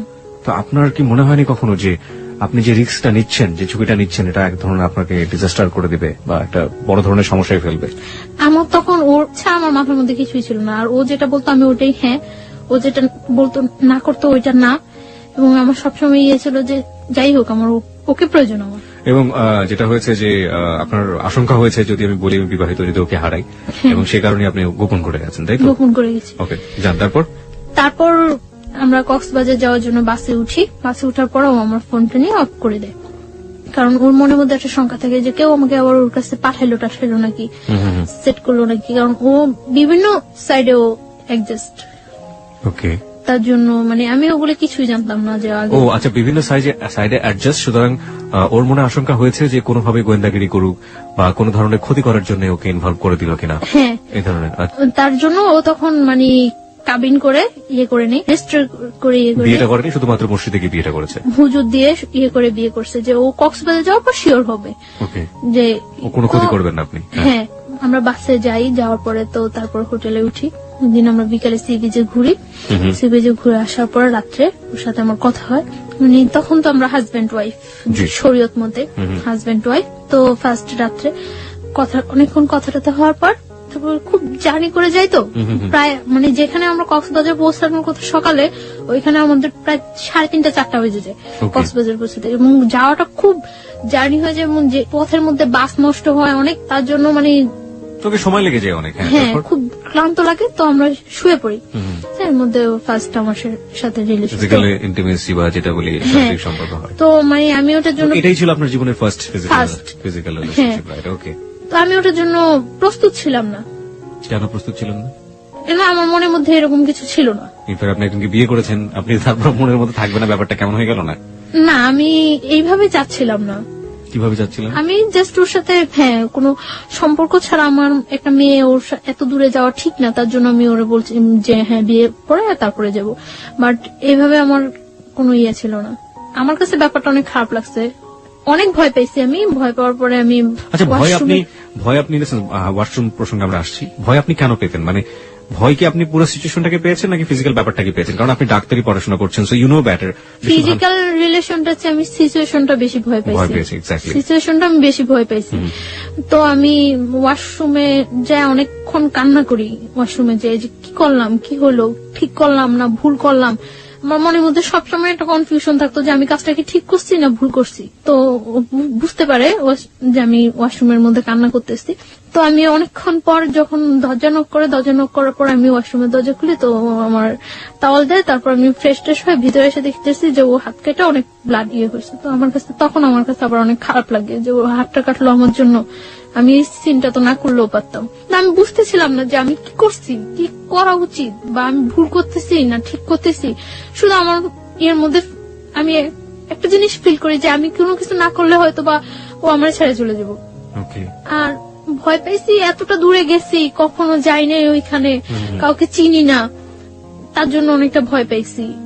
তো তারপর খাবার নিয়ে আসার পর ও নিজে আমার খাওয়াই দেয়, খাওয়াটাও দেওয়ার পর মানে আমার ইয়ে করে যে সরি তুমি যে এরকম কান্নাকাটি করবো আমি বুঝি নাই, এটা করে তারপর ইজি হয়ে যায়। তারপর মানে ও আমার অনেক বুঝায়, কান্নাকাটি করে। আমি তারপর ঘুমায় যাই। আমি মানে ঘুমায় যাওয়ার পর ও যে হাত কাটে, তখন আমি দেখি যে হাত কাটে ব্লাড ব্লিডিং হইতেছে। তারপর আমি ওটার ওয়াশ টশ করি, মুছে টুছে দিয়ে ব্যান্ডেজ দিয়ে আমার কাছে তখন আমার কাছে অনেক খারাপ লাগে যে আসলে মনে হয় ও ইচ্ছাকৃত ভাবে কাজটা করেনি, করলে কি আমি আমার কষ্ট পাওয়াতে কি ও হাত কাটতো। তারপরে ও এখানে থাকি, 4-5 দিন থাকি, আমরা খুব এনজয় করি। তারপর এনজয় করলেও ওর মধ্যে একটা মানে কনফিউশন থাকে। আমার মনের মধ্যে তো সবসময় একটা ইয়ে যে আমি কি করতেছি, কোথায় যায় দাঁড়াবো আমার জীবনটা, আমি কি করতেছি এটা। আর আমার মনে হয় যে আমার চোখ বুঝলে শুধু আমি ওরে ফিল করতে পারি, আর কিছুই না। তখন আমি ফিল করতে পারতেছিলাম যে ও যদি যতটা খারাপই হোক আর যতটা পড়াশোনা না করুক, যাই করুক, তারপর আমার মনে হয় যে আমার জন্য ওরে প্রয়োজন। আমি এটা ফিল করতেছি, খুব খুব ফিল করতেছি। হ্যাঁ, আমি দেখি যে ও খুব কান্নাকাটি করতেছে। তো আমি ওরে জিজ্ঞাসা করি যে কেন কান্নাকাটি করতেছো। তখন ও আমার বলতেছে যে আমি তোমার অনেক লাভ করি, অনেক ভালোবাসি, কিন্তু বাট যদি আমি তোমার না পাই এজন্য অনেক কান্নাকাটি করে ও, যে আমি তো আমার ফ্যামিলির কিছুই জানিনি যে এরকম ইয়ে করতেছি। এর মধ্যে আমরা হিমছড়ি, মহেশখালী অনেক জায়গায় ঘুরি, খুব এনজয় করি। তার মধ্যে আমার মনের মধ্যে সবসময় একটা ও আমার জিজ্ঞাসা করতো কি চিন্তা করো তুমি, এত কি চিন্তা করো, এত কি চিন্তা করো। তারপর আমি বলতে পারতাম না যে আমি এই ব্যাপারটা চিন্তা করতেছি। আমার মনের মধ্যে সবসময় ইয়ে হতো যে ও আমার ছেড়ে চলে যাবো তাহলে। তো তারপর আমরা ঢাকা চলে আসি। আসার সময় সারা বাসের মধ্যে আমি মানে খুব আমার পেইন ফিল হইতেছিল, পেটে অ্যাবডোমিনাল পেইন হচ্ছিল, আমার পেট ব্যথা করতেছিল প্রচুর। কেন যেন আমার খুব খারাপ লাগতেছিল এবং আমার মনে হইতেছিল যে আমি জীবন থেকে মনে হয় অনেক কিছু হারাই ফেলতেছি। আস্তে আস্তেই মানে সারা রাত্র আমি ইয়ে করি যে আমি আর ওই বাসায় থাকবো না, যে যেভাবেই হোক আমার এই ওকে পাইতে হলে আমার এই ওয়েটা থেকে বের হয়ে আসতেই হবে যেভাবেই হোক। আমি কক্সবাজার যাওয়ার পরেই ওই ছেলেটা জানে যে আমি ওর সাথে কক্সবাজার গেছি বা ওর সাথে আমার রিলেশন। শুনে তখন যে মানে দারোয়ান তারপরে এলাকার লোকজন বলে যে আপনাদের বাসায় যে মেয়েটা আছে ওই মেয়েটার সাথে তো ওই ছেলেটার সাথে রিলেশন। ওকে। তখন ও সবাই পাবলিশ করতে থাকে যে আমি ওর ওয়াইফ, এটা পাবলিশ করতে থাকে। তখন আমি কিছুই জানি না। তো আমি আসার পর আমি তো সকালবেলা এসে আমি দুপুরে এই বাসা থেকে বের হয়ে আসি। আপনার আগের হাজবেন্ডটা এখন পাবলিশ করতে শুরু করলো যে আপনি তার ওয়াইফ। বের হয়ে এসে আমি ওরে ফোন দিই যে আমি বাসা থেকে বের হয়ে আসছি। পরে বলতেছে কেন তুমি বাসা থেকে বের হয়ে আসছো? আমি বলতেছি যে আমার পক্ষে ওই বাসা থাকা সম্ভব না। তখন আমি কিন্তু বলি নাই, শুধু এটুকু বলছি যে আমার পক্ষে ওই বাসা থাকা সম্ভব না। তো আসার পরে ও বলতেছে তাহলে এখন কোথায় যাবা? অনেক মানে ঘুরতেছি আমরা, কোথাও থাকার জায়গা ম্যানেজ করতে পারতেছি না। কি আসছে রুমেল? হ্যাঁ, পরে আমরা ইয়ে করলাম, আমি আমার খালার বাসায় চলে যাই। তখন আমি ওরে প্রেশার ক্রিয়েট করতে থাকি যে তুমি তোমার ফ্যামিলিতে জানো, তুমি তোমার ফ্যামিলিতে জানো। যেহেতু আমাদের মধ্যে রিলেশন হয়ে গেছে, বিয়ে হয়ে গেছে, সবকিছু হয়ে গেছে, তো তুমি তোমার ফ্যামিলিতে জানো। তো প্রেশার ক্রিয়েট করার পরে ওর বোনেরে জানায়। তো বোনেরা জানানোর পর ওর বোন আমার সাথে দেখা করার কথা বলে। তো ও এটা বলে না যে বিয়ে হয়ে গেছে, এটা বলে না, জানতো যে পছন্দ করে। তো আমার ওর বোনের কাছে নিয়ে যায়, দেখা টাকা হয়, কথা টথা হয়। পরদিন 15 জুন ওর বার্থডেতে ওর বোনের বাসা আমাকে ইনভাইট করার পর আমি ওর বোনের বাসায় যাই। সবাই খুব ইজি মাইনে নেয়, সবাই বুঝে না আসলে যে রিলেশনটা এত ডিপলি, এটা কেউ বুঝে না, মনে করে যে হয়তো বা থাকবে কি থাকবে না, ফ্রেন্ডশিপ আছে, গার্লফ্রেন্ড বয়ফ্রেন্ড মাইনে নেয় ইজিলি। তো ওর বোনের বাসায় যাওয়ার পর ওই বাসায় দুপুরে আমি লাঞ্চ করার পর বিকালে ওর বোনের হাজবেন্ড, ওর যে দুলাভাই, করে না, সাপোর্ট করে না। তো বিকালে আমি কেক টেক কাটার পর সন্ধ্যা রাত্রেও আমার দিতে আসে। তো দিতে আসার পর আমার খালতো ভাইয়ের সাথে ওর ইন্ট্রোডিউস হওয়ার পর আমার খালতো ভাই ফিল করে যে এটা হলো কারণ যে ওই বাসা থেকে কেন চলে আসছে। আমার খালতো ভাইয়ের সাথে আমার আগে যে হাজবেন্ড ছিল ওর সাথে খুব ভালো রিলেশন ছিল। আমার খালতো ভাই করে কি ব্যাপারটা আমার ফ্যামিলিতে জানিয়ে দেয়। আমার বাড়ি থেকে আমাকে ইমিডিয়েট বাড়িতে যাওয়ার জন্য ফোন করে, আমার আব্বু অসুস্থ বলে। তা আমি বাড়িতে যাই। এই গেলেন কতদিন পরে গেলেন? 1 বছর 4 মাস। ওকে। আপনার ফার্স্ট হাজবেন্ড যাকে বলছেন আপনি, সে এই ঘটনার পর থেকে কোন সিন ক্রিয়েট করেনি? কারণ সে তো সন্ত্রাসী ছিল এক ধরনের। ও তো মানে গ্রামে থাকতো, শহরে ওর ততটা প্রভাব নেই। ও মানে খুব ঠান্ডা মাথায় কাজগুলো করতো, কোনো মানে করতো না, ও করছে যে একই এলাকার মধ্যে যখন ঘটনা আসতো, আমি যদি এটা পাবলিশ করে দিতে পারি ও আমার ওয়াইফ, তাহলে ও এখানে কখনো এস্টাবলিশড হতে পারবে না। কক্সবাজার যাওয়ার কিছুদিন আগে হঠাৎ করে ও যখন মানে আস্তে আস্তে শুনতে থাকে, তখন ও ওই ফ্ল্যাটটা ছেড়ে ওর মাকে বাড়িতে পাঠিয়ে দিয়ে একটা টিন শেড বাসা নেয় ওইখানেই, আপনারা যেখানে থাকতেন ওখানে টিন শেড বাসা নেয়। তো ওই বাসা আমার ওর সাথে উঠতে এখন বাধ্য, ওই বাসায় উঠি, এক রুম বাসা। তো মানে যাতে সবাই জানতে পারে যে আমি ওর ওয়াইফ, এরকম একটা করে। ওই বাসা আমার মনে হয় 7-8 দিন থাকা হয়। তারপর তো আমি কক্সবাজারে চলে যাই। কক্সবাজার যাই আমি 6 তারিখ, আসি আমরা 12 তারিখ। তো আপনি যেটা বলছিলেন যে আপনার বাবার বাসায় গেলেন 1 বছর 4 মাস পর, সেখানকার থেকে আমরা শুরু করেন? না, আমার বাড়ি থেকে করে যে আমার আব্বু অসুস্থ, বাড়ি যাওয়ার জন্য বলে যে আমার কাকা, আমার যারা আছে সবাই বাড়ি যাচ্ছে। তো আমি কয়েকজনের কাছে ফোন দিই, কেউই জানে না আমার আব্বু যে অসুস্থ। তারপর মানে হঠাৎ করে শুনে আমি আর করতে পারি না, আমি আচ্ছা ঠিক আছে আমি আসবো। তো কিছুক্ষণ পর আবার সবাই ফোন দিয়ে বলতেছে হ্যাঁ তোমার আব্বু অসুস্থ। তো আমার কাছে ব্যাপারটা খুব লাগে। তো আমি ওরা বলতেছি যে আমার এইভাবে বাসায় বাড়িতে নিয়ে যেতেছে, আমি ওর সাথে হোস্টেল খুঁজতেছি তখন। তো বাড়িতে যেতে হবে, আমি বাড়ি যাওয়ার জন্য দুপুরে আমরা ওর কাছ থেকে বিদায় নিয়ে আসতেছি। ও রাস্তার মধ্যে দাঁড়ায় কান্না করতেছে, আমি চলে আসতেছি, ও কান্না করতেছে। আমার কাছে খুব খারাপ লাগতেছে তখন যে সেই জানুয়ারি মাস থেকে ওর সাথে আমার হইতেছে, কিন্তু কখন আমি একটা দিন মনে হয় ওরে ছাড়া ওর সাথে আমার দেখা হয়নি, এরকম যায়নি। ও যখন রাস্তার মধ্যে দাঁড়ায় কান্না করতেছে তখন আমার কাছে খুব খারাপ লাগতেছিল যে আমি যাব না। তারপর আমি বাড়িতে যাই। যখন আমি লঞ্চে উঠার পর মানে কিছুটা যাওয়ার পর আমি জানতে পারি যে আমার খালতো ভাইটা ফিক করে আমাকে বাড়িতে নিয়ে যাচ্ছে। তখন আমার মানে লঞ্চের মধ্যে বলতেছে যে তুই যে কাজটা করছো কাজটা কি ঠিক? আমার খালতো ভাইটা আমার ইমিডিয়েট 6 মান্থের ছোট। তো ও যে আমাকে লাইক করতো, পছন্দ করতো, সেটা আমি কিছুই জানতাম না। আমি হঠাৎ দেখতেছি ও আমার পা ধরে বলতেছে যে আমি তোর অনেক ভালোবাসতাম, তুই যে এই কাজটা করবে আমি কখনো বুঝিনি। হ্যাঁ, আশ্চর্য হয়ে যায় যে ওকে কি বললো এটা। পরে আমি বলছি কি কাজ? পরে বলতেছে তুই এইরকম একটা ছেলের সাথে করতেছিস, করতেই পারি, এটা আমার life. Let me ask you one thing. আপনার কি ফার্স্ট লাইফটা সম্পর্কে জানতো না? যে হ্যাঁ জানতো। তারপরে এবং ফার্স্ট লাইফটা আমার যতটুকু যতটুকু মানে সাপোর্ট করার ও আমার তখন করতো, যে এইভাবে এইভাবে তুই বাইরে আসবি ওইখান থেকে, এইভাবে এইভাবে ইয়ে করবি। ওর সাথে আমার সাথে জাস্ট একটা ফ্রেন্ডের মতো ছিল আমার খালতো ভাইটার সাথে আমার সাথে। ওকে, যখন দেখলো যে আপনি বাইর হয়েই গেছেন অন্য একজনের সাথে, তখন কি সে আপনার পা ধরতেছে যে না তুই এটা করতে পারবি না? ওকে, হ্যাঁ, এবং আমার ফার্স্ট লাইফে মানে যত সমস্যাগুলি সিনক্রেট করছি আমি ওই বাসায় সবটা ওর ইয়াতে করছি। ওকে, লেট মি, আমার মনে হয় গল্পটা অনেক জটিল হয়ে গেছে আমাদের শ্রোতাদের কাছে, আমি একটু পরিষ্কার করে দিতে চাই। বন্ধন ব্যাপারটা হচ্ছে এরকম যে প্রথম যে ঘটনাটা ঘটেছে তার জীবনে, ছায়ার জীবনে, সেটা তো আপনারা জানেনই যে জোরপূর্বক, এবং জোরপূর্বক ওর কোনো যাওয়ার কোনো গতি ছিল না, এবং যে কারণে সে ওই ছেলের সাথে এতদিন পর্যন্ত থেকেছে, ওই বাসায় থাকতে হয়েছে তার।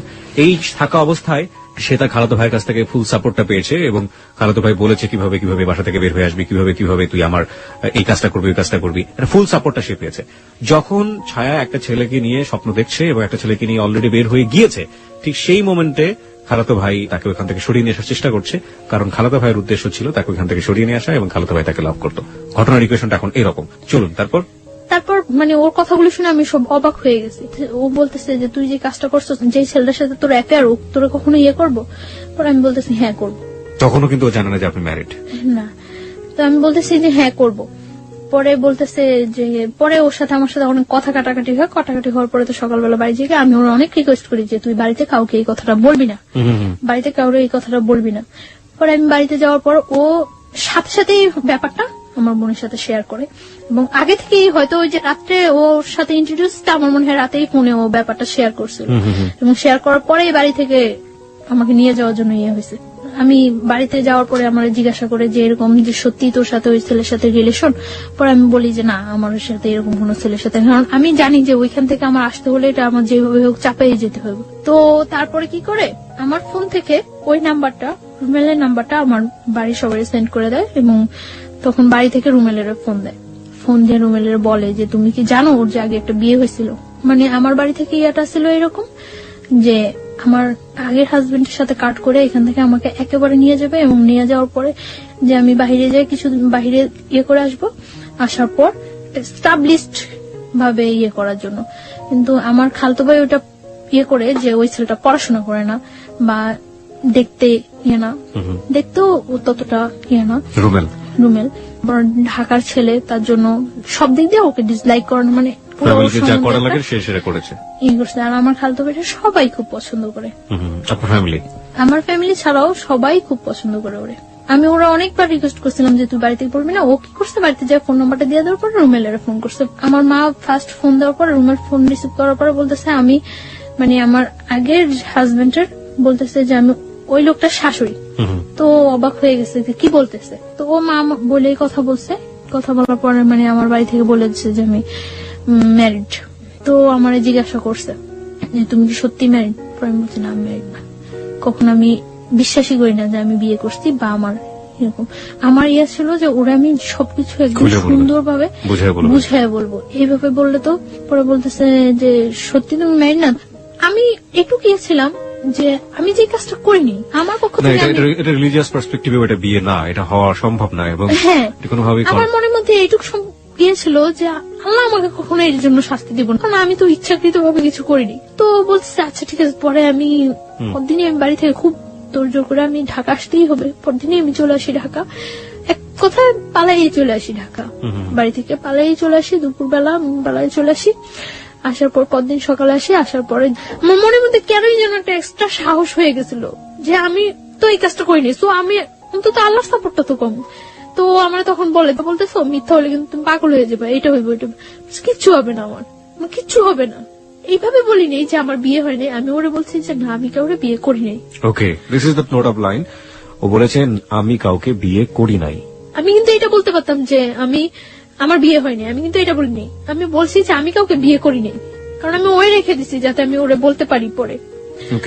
তারপর ও বিলিভ করার পর আমার হোস্টেলে উঠায় দেয়। ওই দিনই হোস্টেলে উঠায় দেওয়ার পরে আমি তখন আমার কলেজ অফ, পড়াশোনা থেকেও আমি অনেকটা ইয়ে হয়ে গেছি।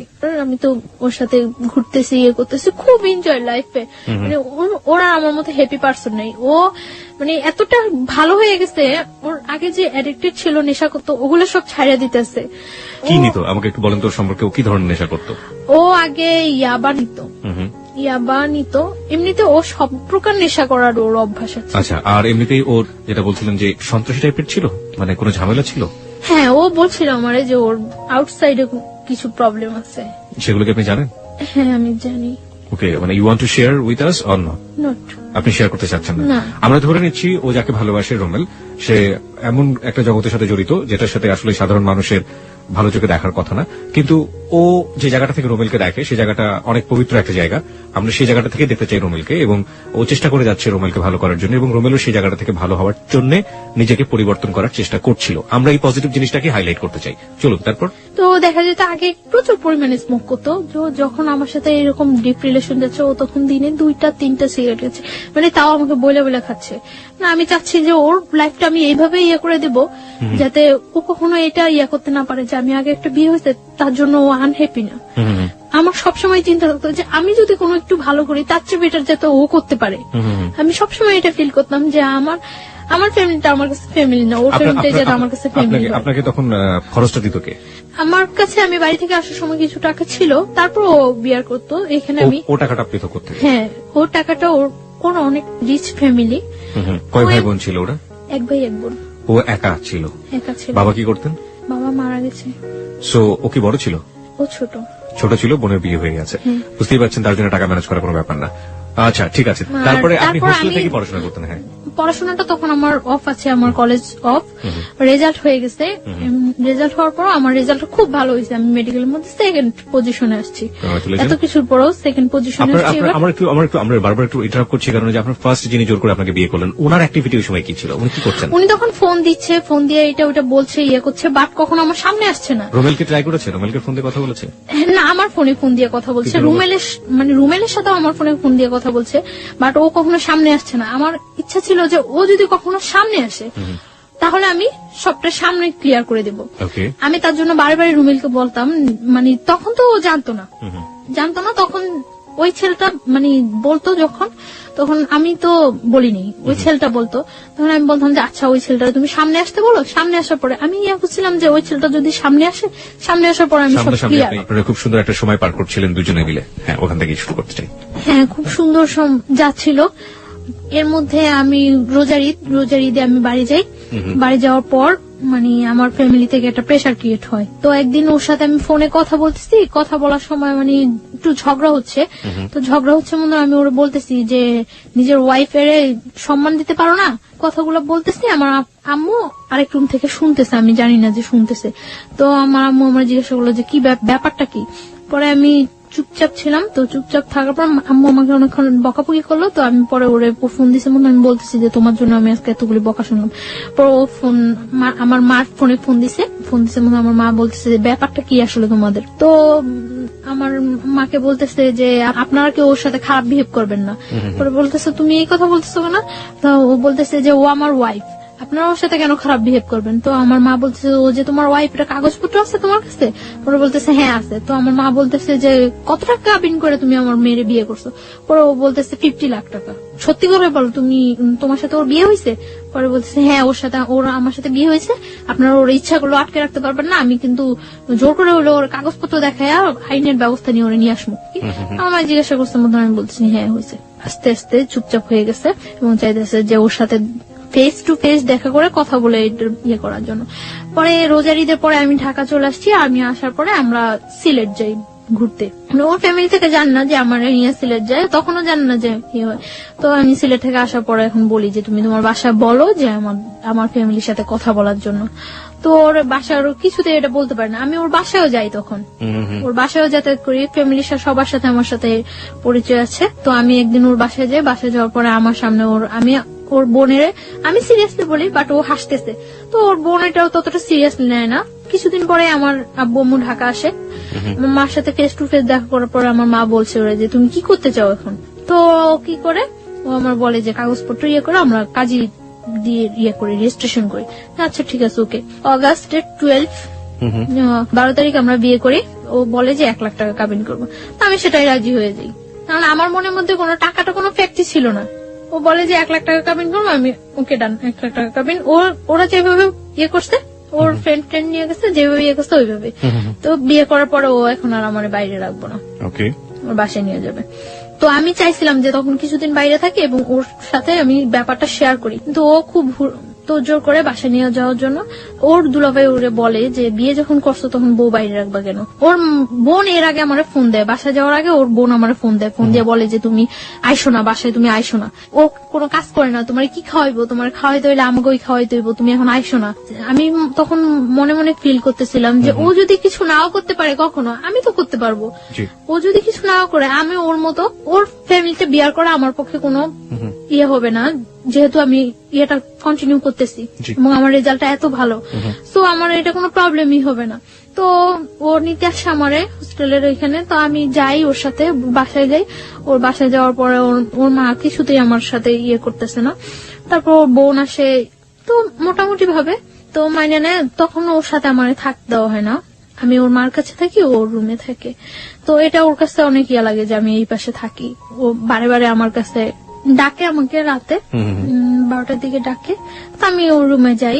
ও ফুল সাউন্ডের গান ছাড়ে রুমের মধ্যে, ফুল সাউন্ডের গান ছাড়ার পর ও আমার সাথে কথা টথা বলে, তো অনেকক্ষণ ওই রুমে থাকি। থাকি কি হাজবেন্ড ওয়াইফ রিলেশন হয় ওখানে। হ্যাঁ, তারপর আমি বলি যে মাকে মিন করবো, আমি চলে যাই। ও বলতেছে না তুমি এখানে ঘুমাও, প্রবলেম নাই। আমি বলতেছি না আমি চলে যাই। পরে আমি মানে মার রুমে চলে আসি, মার কাছে ঘুমাই।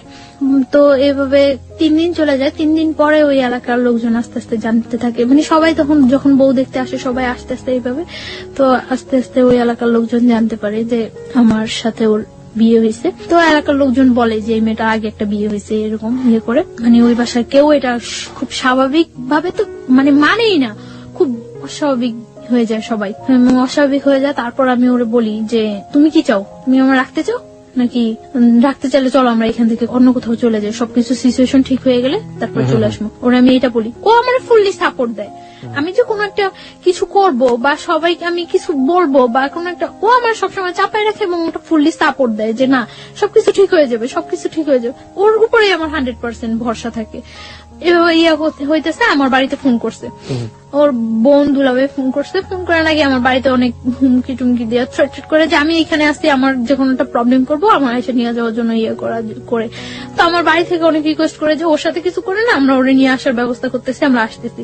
তো আমার বাড়ি থেকে আমার ফ্যামিলি পার্সনরা আসে, আমার মা আসে। 20 সেপ্টেম্বর আমার বার্থডে, ওই দিন সন্ধ্যার পর। তো ওর বাসায় সবাই খুব বাজে ভাষায় বকাবকি করে, অনেক বাজে কথা বলে, এগুলো আমার কাছে অনেক খারাপ লাগে। কিন্তু আমি তারপরেও কানে নেই না কোনো কথা, এরকম চুপচাপ ওর রুমের মধ্যে বসে থাকি। 3 দিন যাবত আমি চুপচাপ ওর রুমের মধ্যে বসে থাকি। ও বাইরে থেকে আসার পরে আমি বলি যে তুমি কি আমার নিয়ে চলে যাবা নাকি কি করবা, তুমি কি করতে চাও। ও বলতেছে তুমি কোনো কথা বলো না, চুপচাপ থাকো, কোনো সব ঠিক হয়ে যাবে। তো ওই রুমে যায়, ওর মার রুমে যায়, সবার সাথে অনেক রাগারাগি করে। তখন আমার একটা ভিত্তি হয় যে না ও মনে হয় ঠিক আছে। তো এটা সম্পূর্ণ যে ফিক ছিল, সম্পূর্ণ ফিক করে আমি বুঝতেই পারি না। তো রাত্রে আমি ওরা অনেক রিকোয়েস্ট করি যে দেখো আমার তোমার ছাড়া পসিবল না। ও এর মধ্যে বলা হয়নি একটা কথা, এর মধ্যে আমার কানাডার ইয়ে হয়ে যায়, কিছুদিন 1 সপ্তাহের মধ্যে আমি কানাডা চলে যেতে পারি, আমার ভিসা প্রসেসিং সবকিছু ওকে হয়ে যায়। তো আমি ওরে বলি যে ধরো আমি যদি স্কলারশিপ নিয়ে বাইরে চলে যাই তো তুমি কি করবা। আমি জীবনেও যাইতে দেব না। আমি ওর একটা কথায় জীবনে যাইতে দেব না, ওর একটা কথায় অফ হয়ে যাই। আমি আর কানাডা যাওয়ার দ্বিতীয়বার নাম করি না। আমার লাইফের সব চরম ভুল এই জায়গায় যে আমি ওইটাই ছেড়ে দিছি। তারপরে কি হলো? ওরা আমি অনেক রিকোয়েস্ট করি যে দেখো তুমি কি করবা, কি ইয়ে করতো। ও বলতেছে যে তুমি আমার সাথে থাকতে পারবা না। আমি বলছি হ্যাঁ পারবো। ওই 3 দিন ওর সাথে আমি থাকতেছি। ওই দিন আমার বার্থডে দিন রাত্রে ও আমার খুব হাসাইলো। হাজবেন্ড ওয়াইফের মধ্যে যে রিলেশনটা ফুললি, ওই দিন রাত্রে একেবারে সারা রাত্র ওইরকম একটা রিলেশন ছিল এবং আমরা ঘুমাইছি, খুব সকাল সকাল ঘুমাইছি ওই দিন। পরদিন সকালে আমার বাসা থেকে লোকজন আসছে, আসার পরে ওরা ওইখানে বিচারের বসায় ইয়ে করছিল। বিচার কেন হবে? বিচার কি করবে এখন, এটা কি করে করা উচিত। তো ওর দুলাভাই ওরে বলছিল যে শালম সবকিছু ডিপেন্ড করে তোমার উপরে, রুমেল সবকিছু ডিপেন্ড করে তোমার উপরে। তুমি যদি ওরে রাখো, কারো ক্ষমতা নাই যে ওরে এখান থেকে পাঠিয়ে দেওয়ার বা তোমার থেকে বিচ্ছিন্ন করার। কিন্তু ও আমার একটা বারের জন্য ও আমার বলে নাই যে বা কিছু। ও আমার বারে বারে বলতেছে তোমার ফ্যামিলি থেকে কেউ আসলে তুমি চলে যাও, সবকিছু ঠিক হয়ে যাবো। যখন বিচার বসলো, বিচারের মধ্যে ও বলতেছে ফার্স্ট টু লাস্ট আমাদের অ্যাফেয়ারের ঘটনাটা বলতেছে। বলার পর ও বললো যে আমার পক্ষে ওরে রাখা সম্ভব না। তখন আমি আশ্চর্য হয়ে গেছি যে ওইটা কি বললো। কালকে রাত্রে সামান্য কয়েকটা ঘন্টাও এতটা চেঞ্জ, আমি হতবাক হয়ে গেছি যে ও কি বললো। ও বারে বারে সবাই ওরে জিজ্ঞাসা করতেছে যে তুমি যেটা করবা সেটাই হইব, তুমি যেটা বলবা সেটাই হইব। ও বারবার বলতেছিল এবং নিজে স্টাম আনাইছে, নিজে মানে সবকিছু নিজে ইয়ে করাইছে, একেবারে ডিভোর্সের ইয়ে করছে। আমার যখন সবাই বলতেছিল যে তুমি কি বলো তুমি কি বলো, তখন আমি বারে বারে বলছি যে ও যেটা করবে সেটাই, ও যেটা বলবে সেটাই। আমি বারবার চাইছিলাম যে ও একটা কথা বলুক যে না আমি ওরে বিয়ে করছি, ওরে আমি লাভ করে ওরে আমার পক্ষে ছাড়া সম্ভব না, কিন্তু ও এই কথাটা বলে নাই। তখন আমি ওরে ওর রুমে ডাইকে নিয়ে যাই, আমি ওরে বলি যে আমি তো, তুমি কি একবার চিন্তা করতেছো যে আমি তোমার কাছ থেকে কতটা দূরে সরে যেতেছি, জীবনেও তুমি আর আমার পাইবা না। পরে ও বলতেছে তুমি চিন্তা করো না, সবকিছু ঠিক হয়ে যাবো। তখন ও আমার এই কথাটা বলতেছে, তখন আমি ওরে বলতেছি যে আমি তো চলে যেতেছি, তুমি আমার অনেক কিছু ওই ঘরে, অনেক কিছু অনেক স্মৃতি আমার ওই ঘরে, আমি ওরে পাঞ্জাবি করে দিয়েছিলাম হাতে সেলাই করা। তখন আমি ওরে বলি যে আমারে একটা জিনিস দিবা। পরে বলতেছি কি, আমি বলতেছি তোমার ক্যামেরা থেকে মেমোরিটা আমারে দিয়ে দাও, এই ছবিগুলো আমি নিয়ে যাই সাথে। পরে ও আমার মেমোরিটা দিতে রাজি হয়নি, তখন মানে কাটসিট হয়ে গেছে, 50,000 টাকা দিয়ে দিবে। তো আমি ওরে বলতেছি যে এটা কি হইতেছে, আমারে বলতেছো যে তুমি আমি চলে যাওয়ার জন্য, তাহলে তো ডিভোর্সের টাকার এগুলোর কোনো প্রশ্ন জাগতেছে না। তখন ও আমার বলতেছে যে ওকে হয়ে যাবো, টাকাটা রেখে দাও, পরে যখন তোমার নিয়ে আসবো তখন ব্যাগ দিয়ে দিলেই হইব। তখন আমি ওরে 100% বিলিভ করছি। আমি টাকাটা হাতে নিতে চাইনি, ও বলতেছে নেও নাও। পরে আমি নিয়ে আমার মার কাছে দিয়ে দিছি টাকাটা। আমি সবাই বলছে যে টাকা দেওয়ার পরে ডিভোর্স হয়ে যাওয়ার পরে ওরা এখানে আর একটু থাকতে পারবো না, আমাদের সাথে বের হয়ে যেতে, মানে আমার ফ্যামিলি পার্সন গুলো উইথ আমি। তখন মানে কাজী তালাকের ডিভোর্সের ইয়াটা লেখা পড়তেছিল, পড়া ওরে বলছিল যে তুমি সাথে সাথে পড়ো, পড়ার পরে সিগনেচার দিয়ে দিও। ও এত স্পষ্ট ভাষায় সাথে সাথে পড়ে সিগনেচার দিয়েছে, আমি আশ্চর্য হয়ে গেছি যে ও জানে যে আমি ওর জন্য ঠিক কতটুকু স্যাক্রিফাইস করছি, আর ও কিভাবে এটা করলো। কিন্তু যখন কাজী আমারে বললো যে তুমি এবার আমার সাথে সাথে বলে সিগনেচার করে দেবে, আমি কাজীর সাথে একটা ওয়ার্ড উচ্চারণ করতে পারি নাই।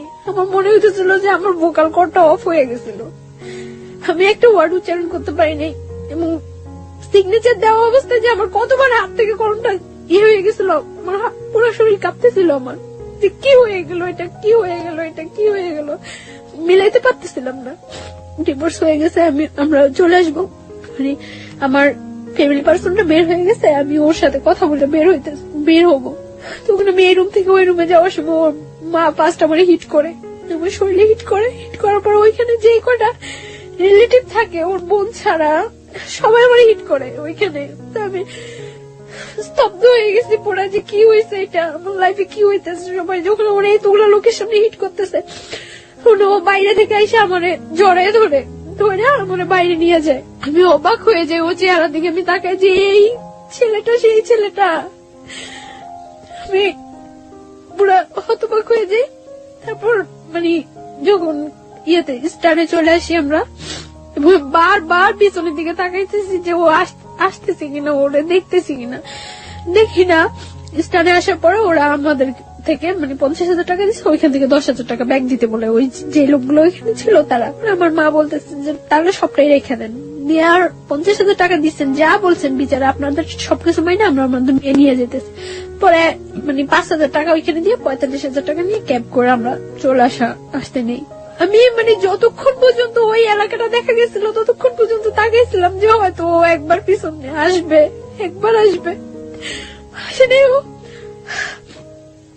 তারপর যখন আমরা চলে আসি, আসার পর ও আমার ফোন দেয়, ফোন দিয়ে আমার বলে যে একটু কথা বলো আমার সাথে। আমি তখন ইয়ে করি যে আমি আর জীবনে ওর সাথে কথা বলবো না। ও আমার বারে বারে রিকোয়েস্ট করে যে একটু কথা বলো আমার সাথে, একটু কথা বলো। অনেক কান্নাকাটি করতেছে, অনেক কান্নাকাটি করার পর আমি ওর সাথে কথা বলি, আমি ধরে রাখতে পারি না নিজেরে, আমি লুকিয়ে লুকিয়ে ওর সাথে কথা বলি। কথা বলার পর দিন যখন আমি বাড়িতে যাই, আমি প্রচুর অসুস্থ হয়ে যাই। আমি খবর পাই যে ও প্রচুর অসুস্থ হয়ে যায়, ওরা হসপিটালাইজ করতে হয়, আমার হসপিটালাইজ করে বাড়িতে। আমি একবার মেন্টালি সিক হয়ে যাই, পাগলের মতো হয়ে যাই। তো ইমিডিয়েট আমরা হসপিটালাইজ করে আইসিইউতে নিয়ে যায়। আইসিইউতে যখন নিয়ে যায় তখন আমার বাবা বলতেছে যে মা তোর কাছে আমার অনুরোধ, তুই ওই ছেলের কথা আর চিন্তা করিস না। কিন্তু আমি পারি না, বারবার ওর কথা আমার মনে হয়, তখন আমার মনে হইতেছে যেন আইসিইউ তেও আমি মনে হয় সামনে ওরে দেখতেছি। তো যখন ওর সাথে আমার আবার ও আমার সাথে যোগাযোগ করে, পরে ওর সাথে আমার আবার কন্টিনিউ কথা হইতে থাকে। তো কিছুদিন পরে তো আমি করতে পারি যে আমি প্রেগনেন্ট। তখন আমি ওরা বলি, 7 দিনের মাথায় আমার দুলাভাই নিয়ে আমি আবার ঢাকা আসি। মানে আমি খুব অসুস্থ হয়ে যাই, আমার ঢাকা শিফট করতে বলে। তো আমার দুলাভাই আমার নিয়ে ঢাকা আসে, ওরা আমি ফোন দিয়ে বলি, ও আমার সাথে মিট করতে যায়। আমার দুলাভাইয়ের কাছ থেকে বললে আমার নিয়ে এসে আমার সাথে সারাদিন ঘোরে। ওই দিন আমার নিয়ে কুমিল্লা যায়। তো আমরা ওইখানে থাকি, ওইখানে রাত্রে থাকি। ও বলে যে কিসের ডিভোর্স হয়েছে, এটা তো ডিভোর্সই হয়নি। ও আমারে বলে যে এটা ডিভোর্স হয়নি। ও স্বীকার করে না এটা ডিভোর্স হয়েছে, আমিও মানি না এটা ডিভোর্স হয়েছে। আমরা দুইজনে মেলা, আমি ওরে হলুদ দেই, ও আমার হলুদ দেয়, এবং আমরা ওই দিন বাসর ঘরটা সাজাই সুন্দর করে রুমের মধ্যেই দুইজনে মিলেই ওইখানে আমরা করি। তারপর পরদিন আমি চলে আসার পরে আমার ডাক্তারটাকে দেখে বাড়িতে নিয়ে যায়। তখন আমার মানে যাওয়ার সময় আমার দুলাভাইয়ের সাথে কথা বলে। আমার মনে আছে ও ওই দিন কি পরিমাণ কান্না করে, ও আমার দুলাভাইয়ের কাছে হাত জোর করে রিকোয়েস্ট করে যে যাতে আমার কোনো কিছু না করে, ও আমার নিয়ে আসবো। অনলি কোরবানির ঈদ পর্যন্ত ও সময় চায় দুলাভাইয়ের কাছে, হাত জোর করে রিকোয়েস্ট করে। পরে আমার দুলাভাই তো কিছুতেই এটা আর করবো না। পরে যখন মানে দেখছি যে আমার ফ্যামিলি থেকে আর কোনো সাপোর্ট নাই ওর ইয়েতে, তখন আমি আরো সিক হয়ে যাই, একেবারে পাগলের মতো হয়ে যাই। বাসায় মেন্টালি এতটা হয়ে যায় যে আমি যে আমার নিজের ক্ষতি করতেছে ওইটাও আমি তখন ফিল করতেছি না। আমি যে কোনো ওর সম্বন্ধে আমি সব সময় ঘরে এক কোনায় একটা বদ্ধ ঘরের মধ্যে দরজা বন্ধ করে অন্ধকার ঘরের মধ্যে এক কোণে বসে থাকি, এবং কেউ কিছু বললেই আমি নিজের মাথা নিজের ওয়ালের সাথে করতেছি, হিট করতেছি নিজের মাথা, আমার শরীর মাথা ফুলে টুলে যায়। এবং আমি তখন ড্রাগ নেওয়া শুরু করি। বাসায় আমার ব্যাগে অনেকগুলো প্যাথেটিন নিয়ে যাই আমি যাওয়ার সময়। মানে আমি কিছুতেই ওর ইয়েটা নামাইতে পারতেছি না। তারপর যখন দেখা গেছে যে আমি এরকম সিক হয়ে গেছি, একেবারে মেন্টালি এক কথা পাগল হয়ে গেছি, তখন আমার দুলাভাই বলে যে না, ওর উপরে আর কোনো টর্চার করার দরকার নেই, প্রেশার ক্রিয়েট করার দরকার নেই। যেহেতু ওই ছেলেও চাচ্ছে ওর সাথে সম্পর্ক রাখার জন্য, ওই ছেলে যদি না চাইতো তাহলে আমি ওর কোনো সাপোর্ট করতাম না। ছেলে যেহেতু নিজে আমার কাছে হাত জোর করে কাইটা অনুরোধ করছে, সো থাকুক, ওর মতো থাকতে দেন। ছেলে তো বলছে কোরবানি ঈদের পরে ওরে নিয়ে যাবো। তো এর মধ্যে তখন তো আমি ওর জানে আমি প্রেগনেন্ট, আমি ওরে বলি প্রেগনেন্ট। আমি আবার ঢাকা আসি ওর সাথে দেখা করার জন্য, আবার ঢাকা আসি, ওর সাথে দেখা হয়, কথা হয়। তো আমি ওই দিন বলি যে আমি আর বাড়িতে যাব না। তো ও বলে যে যতটা কষ্টই হোক তোমার কোরবানি ঈদ পর্যন্ত ওইখানে থাকতে হবে, ঈদের পরে আমি তোমার নিয়ে আসবো। আমার যাই হোক, যদি আমার ফ্যামিলি থেকে সাপোর্ট না করে আমি তোমার নিয়ে বাইরে থাকবো। তো এই কথা হয় ওর সাথে। তারপর এভাবে চলতে থাকে কোরবানি ঈদ পর্যন্ত। আমি ওর সাথে কন্টিনিউ কথাবার্তা বলি। এর মধ্যে আমার মাও মাঝে মাঝে ওর সাথে কথা বলে জিজ্ঞাসা করে যে তুমি কি করবা, কেন তুমি এইভাবে সম্পর্কটা আগে নিতেছো, যা হয়েছে ওইখানেই ফিনিশড করে দিতা। তো ও বলতেছে না মা, আমার পক্ষে ওরে করা সম্ভব না, আমি ওরে নিয়ে আসবো। তখন আমার মা ওরে বলতেছে তুমি ওরে নিয়ে আসবা, হয়তো দেখা যাচ্ছে 2-4 মাস তুমি ওরে নিয়ে থাকতেছো, তারপরে তোমার ফ্যামিলির কেউ তোমার করলো, তুমি তোমার ফ্যামিলির টানে চলে যাবে, আবার তখন ওর কি হইব। পরে বলতেছে না, কখনোই এরকম করবো না আমি আর। তো এইভাবে করতে থাকে। কোরবানি ঈদের পরে ও আমাদের বাড়িতে যায়। তখন তো 1 মান্থ ওভার হয়ে গেছে আমি প্রেগনেন্ট। হ্যাঁ, ও আমাদের বাড়িতে যায়। পরে আমি কেউ জানাই না বাড়িতে এই ব্যাপারটা যে আমি প্রেগনেন্ট। তখন আমার বাড়িতে যাওয়ার পরে যেভাবে একটা গেস্ট আসলে যা করা হয়, ঠিক ওর সাথে ওই ব্যাপারটাই খুব সুন্দর ব্যবহার করছে সবাই। সকালবেলা ব্রেকফাস্ট করতে দেওয়া হয়েছে, নাস্তা টাস্তা করতে দেওয়া হয়েছে, তো ওর জন্য পিঠা টিঠা অনেক কিছু করা হয়েছে। তারপরে ওরে মানে আমার দুলাভাই জিজ্ঞাসা করছে যে তুমি কি করতে চাও এখন, আমরা কি নতুন করে তোমাদের বিয়ের অ্যারেঞ্জ করবো, তোমার বাড়িতে জানাবো, তোমার বাসা জানাবো তুমি যে এখানে আসছো, না কি করবো। পরে ও বলতেছে না কিছু করে না, আমার আর অল্প কটা দিন সময় দেন, আমি ওরে নিয়ে যাবো। ভাইয়া বললো তাহলে তুমি এখানে থাকতে পারবে না, দেখো ওদের তো ভাইও নাই, এই বাসা থাকলে কে কি মিন করে, তাহলে বেটার হয় তুমি চলে যাও, তুমি যখন তোমার সময় হবে তখন তুমি আইসো। পরে সবার মন খারাপ হয়ে যায় যে কি বললো ছেলেটা, এতদিন পর্যন্ত ছেলেটা আমাদেরকে একটা কথা করে রাখছিল, এখন কি বললো। তারপর আমি ওরে জিজ্ঞাসা করি যে তুমি করো, তখন ও আমার বলতেছে যে আমার আর অল্প কটা কিছুদিনের সময় দাও। তারপর ও দুপুর বেলা যখন ও চলে আসে, ভাইয়া ওরে মানে আসার ভাড়াটা পর্যন্ত দিয়ে দেয়। মানে ওর সাথে এরকম ভদ্র আচরণ করছে যে ওর বাসায় যে আমাদের সাথে কি বিহেভটা হয়েছে ওরা কেউ করে নেই। সবাই শুধুমাত্র আমার দিকে তাকায়। তখন কিন্তু আমার সবাই বলছিল, দেখো তুমি যে ছায়া, এখন যদি তুমি শক্ত হও তাহলে কিন্তু আমরা এখন কিছু করতে পারি। ওরা আটকে রেখে কিন্তু ওর বাড়িতে ফোন দিয়ে ইয়ে করতো। আমি বলছি ইম্পসিবল, ও তো বলে আসেনি যে ও আমার বিয়ে করতে আসতেছে। তো আমি ওর সেফলি ওইখান থেকে যেভাবেই হোক সেফলি, যতটা ইয়া হয়েছে আমার উপরে হয়েছে, ব্লেম যা হয়েছে আমার উপরে হয়েছে, আমি ওরা সেফলি পাঠিয়ে দিছি। তখন আমি ওরা বলছি যে কি করবা। তো ও আসার পর 2-3 দিন খুব তোর জোর বাসা টাসা দেখতেছে, ও আমার নিয়ে আসবো। তো হঠাৎ করে একদিন বলতেছে যে আমার পক্ষে তো পসিবল না। কি বললা এটা? যেটা একবার ভেঙে গেছে যাইতো, তখন আমি পাগল হয়ে যেতাম, যা হয়ে যেতাম, তখন ইয়ে হয়ে যেত, আমার ফ্যামিলি আমার নিয়ে আসছে। এখন তুমি এটা কি বললা? পরে আবার বলতেছে যে না ঠিক আছে। তো এখন তো দিন যাইতেছে, আমার বাসায় জানাজানি হয়ে যায় যদি যে আমি প্রেগনেন্ট, তাহলে তো একটা প্রবলেম। হয়তো আমার বাসায় জানাজানি হয়ে গেলে ওর বিরুদ্ধে যে কোনো একটা অ্যাকশন নিবে, সেটা আমার মনের মধ্যে আরো একটা ভয় কাজ করতেছে। আমি আসলে অনেক বেশি থান্ডার্ড হয়ে গেছিলাম। আমার মনে হচ্ছে আমার লিসনাররা ভাববে যে আমি এখানে নাই। আমি ওর কান্নার শব্দ শুনে আসলে অনেক বেশি থান্ডার্ড হয়ে গেছে। আমার নিজের চোখে পানি চলে আসছে, আমি আসলে কথা বলতে পারছিলাম না। গল্পের একেবারে শেষ দিকে আমরা চলে এসেছি। আমি কিছু কোশ্চেন আপনাকে করতে চাই। প্রথম প্রশ্নটা হচ্ছে, আপনি কয় মাসের প্রেগনেন্ট এই মুহূর্তে? 4 months। 4 month। মানে what's your decision about your baby? আমি আমার বেবিটা রাখতে চাই, by at any cost. Any কষ্ট। যদি আপনার হাজবেন্ড ডিভোর্স দিয়ে দিয়েছে এবং ওটাই যদি বলবৎ থাকে, তাহলেও কি আপনি আপনার বেবিটা রাখতে চান? তাহলে কিভাবে সম্ভব? ওকে। ও আচ্ছা, আর আরেকটা যেটা, সেটা হচ্ছে যে আপনার প্রথম হাজবেন্ড আর পরবর্তীতে যোগাযোগ করেনি? না, ওর সাথে পরবর্তীতে ও আর কোনো যোগাযোগ করেনি, কোনো কিছু হয়নি। আর ওর সাথে, ও কি ডিভোর্স দিয়ে দিয়েছে? হ্যাঁ, ওর সাথে আমার ফ্যামিলি থেকে Divorce হয়ে- হ্যাঁ, যখন ফার্স্টলি আমার বাড়িতে নিয়ে যায় তখনই ওর সাথে ডিভোর্স হয়ে কার্ড গেছে। সিট করে ওকে, দিয়েছে। সেকেন্ড হাজবেন্ড যে ছিল তার সাথে এখন বর্তমান কতদিন যাবত আপনার যোগাযোগ হয়নি? এখন এই শুক্রবার থেকে হচ্ছে না। লাস্ট এর মধ্যে আমি যখন আপনাদের কাছে ফোন করছিলাম তার কিছুদিন গ্যাপ ছিল, তারপর ও আবার আমার কাছ থেকে 1 সপ্তাহ সময় নিছিল। ওর অবস্থা হচ্ছে কখনো ফ্যামিলির কাছ থেকে ও মোটিভেট হচ্ছে, কখনো আপনার কাছ থেকে ও আসলে সিদ্ধান্ত নিতে পারছে না সিদ্ধান্ত নিতে পারতেছে না যে ও আসলে কি করবে। হ্যাঁ, এবং ও এখন খুব প্রচুর অ্যাডিক্টেড হয়ে গেছে, সারা দিন রাত নেশা করে এবং এই অবস্থায় থাকে।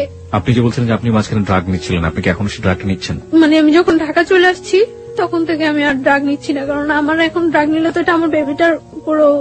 আমি এই গল্পটা শোনার পরে আমার কাছে মনে হয়েছে যে আমাদের এই যে নিষ্পাপ দুটো প্রাণ, বা এই যে আজকে ছায়া যে জায়গাটায় দাঁড়িয়ে আছে, সেই ভুলের গুলোর জন্য আসলে কারা দায়ী? প্রথমত তার ফ্যামিলি, এবং দ্বিতীয়ত হচ্ছে যে ছেলেটা বিয়ে করলো তার ফ্যামিলি। লাস্ট আমি আর একটু শেষ করতে চাই। জি প্লিজ। যেদিন আমি ঢাকা আসছি ওই দিন ও আমার ভোরবেলা আনতে গেছে, আনার পর ভোরবেলা আনিয়ে আমার একটা হোটেলে উঠছে, উঠার পরে 1টা পর্যন্ত আমরা হোটেলে ছিলাম।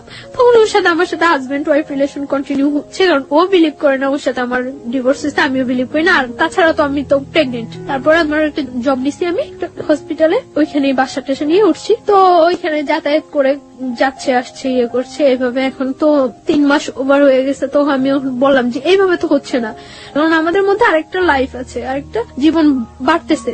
তো আমি ওরা বলি যে এটা তুমি কিভাবে ইয়ে করবা, তো করতেছে না। তারপর আমি ওর বোনের ফোন দিয়া জানাইছি, ওর বোন ডাইরেক্টলি বলতেছে যে এটা যে ওর বেবি তার কি প্রুফ আছে। তারপর আমি বলছি যে ওরে জিজ্ঞাসা করার জন্য। আমি জানি না সত্য মিথ্যা কতটুকু, কে সত্য কথা বলতেছে কে মিথ্যা কথা বলতেছে। ওর বোন নাকি ওরে জিজ্ঞাসা করছিল, ও নাকি অস্বীকার করছে যে না এরকম কোন বেবি টেবি নাই, এগুলি কিছুই আপনি না। সেই সত্যটাকে আপনি কিভাবে নেবেন সেটা আপনার একেবারে ব্যক্তিগত ব্যাপার, কিন্তু আমার মনে হচ্ছে কিছু একটা বলা উচিত।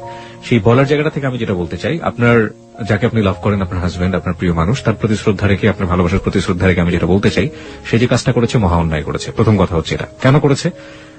আপনাকে যখন তার ফ্যামিলির চাপে ডিভোর্সের মতো কাজটাই করলো এবং বলল যেটা ম্যানেজ হয়ে যাবে, সেটা ম্যানেজ করে এত বড় গর্হিত অপরাধ সে যখন করতে পারলো, তখনই কিন্তু আপনার ধারণা নেওয়া উচিত ছিল যে এই ছেলেটাকে দিয়ে আপনি এত বড় রিস্ক লাইফে নিতে পারবেন না। 1 2 নাম্বার হচ্ছে আপনি এখনো তার আশা করে আপনি বেবিটাকে আপনার পেটের মধ্যে বড় করছেন, আপনার শরীরের মধ্যে বড় করছেন।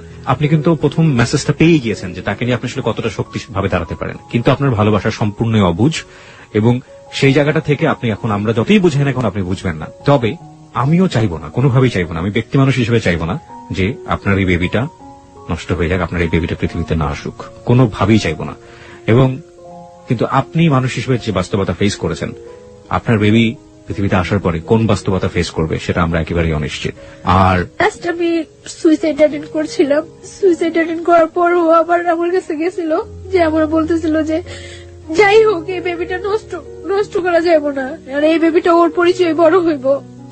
কিন্তু গতকালকে আমার ওর বোনের সাথে কথা হয়েছে, ওর বোনের নাকি ও বলছে যে না ওর কোনো বেবি নাই, ও আমার মতো মেয়েরা নাকি ঘরে নিতে চায় না, অথচ একটা সপ্তাহ আগে গত শুক্রবার, এই শুক্রবার আগের শুক্রবার ও আমার কাছ থেকে যখন যায়, আমার বাসা থেকে যখন যায়, তখন ওর রিকোয়েস্ট করে যায়। এই শুক্রবার ওর সাথে আমার সাথে ফোনে কথা হয়েছে। ওকে, আপনি আমাকে একটু বলবেন যে ওর ফ্যামিলি কাছে কি ও কি ধরনের বাধা? ওর ফ্যামিলি কি ওকে ত্যায্যপুত্র করে দিতে পারে বা এরকম কিছু কি? আমি জানি না ওর ফ্যামিলি থেকে ওরা কি করবো না করবো, আমি এটা ইয়ে করতে পারি না। তবে আমার মনে হয় না কোনো মা কোনো বোন চায় যে তার ভাইটা বা তার সন্তানটা কষ্টে থাকুক, এটা কেউ চায় না।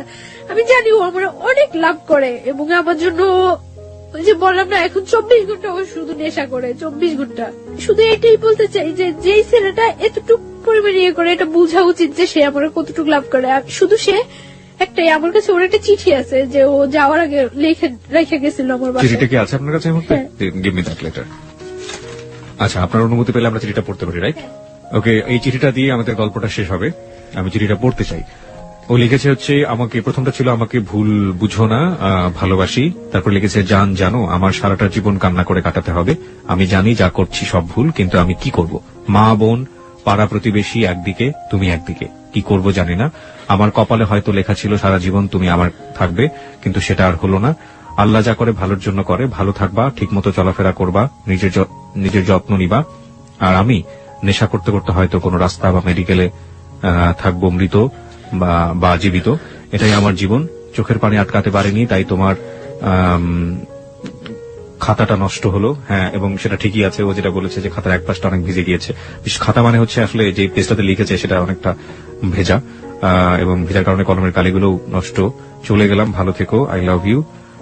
আচ্ছা, আরো অনেক অনেক কথা লিখেছিল, লাভ ইউ টু। আচ্ছা, অনেক অনেক অনেক, কোনো ভুল করলে ক্ষমা করো। তোমার ভালোবাসা সেটা সারা জীবনও ভোলার মতো না। 1 জীবন, 2 জীবন, 3 জীবন, শত শত জীবন পেলেও ভুল বোঝো না। শুধু তোমাকে চাই, তোমাকে চাই। আই লাভ ইউ জান, সোনা পাখি।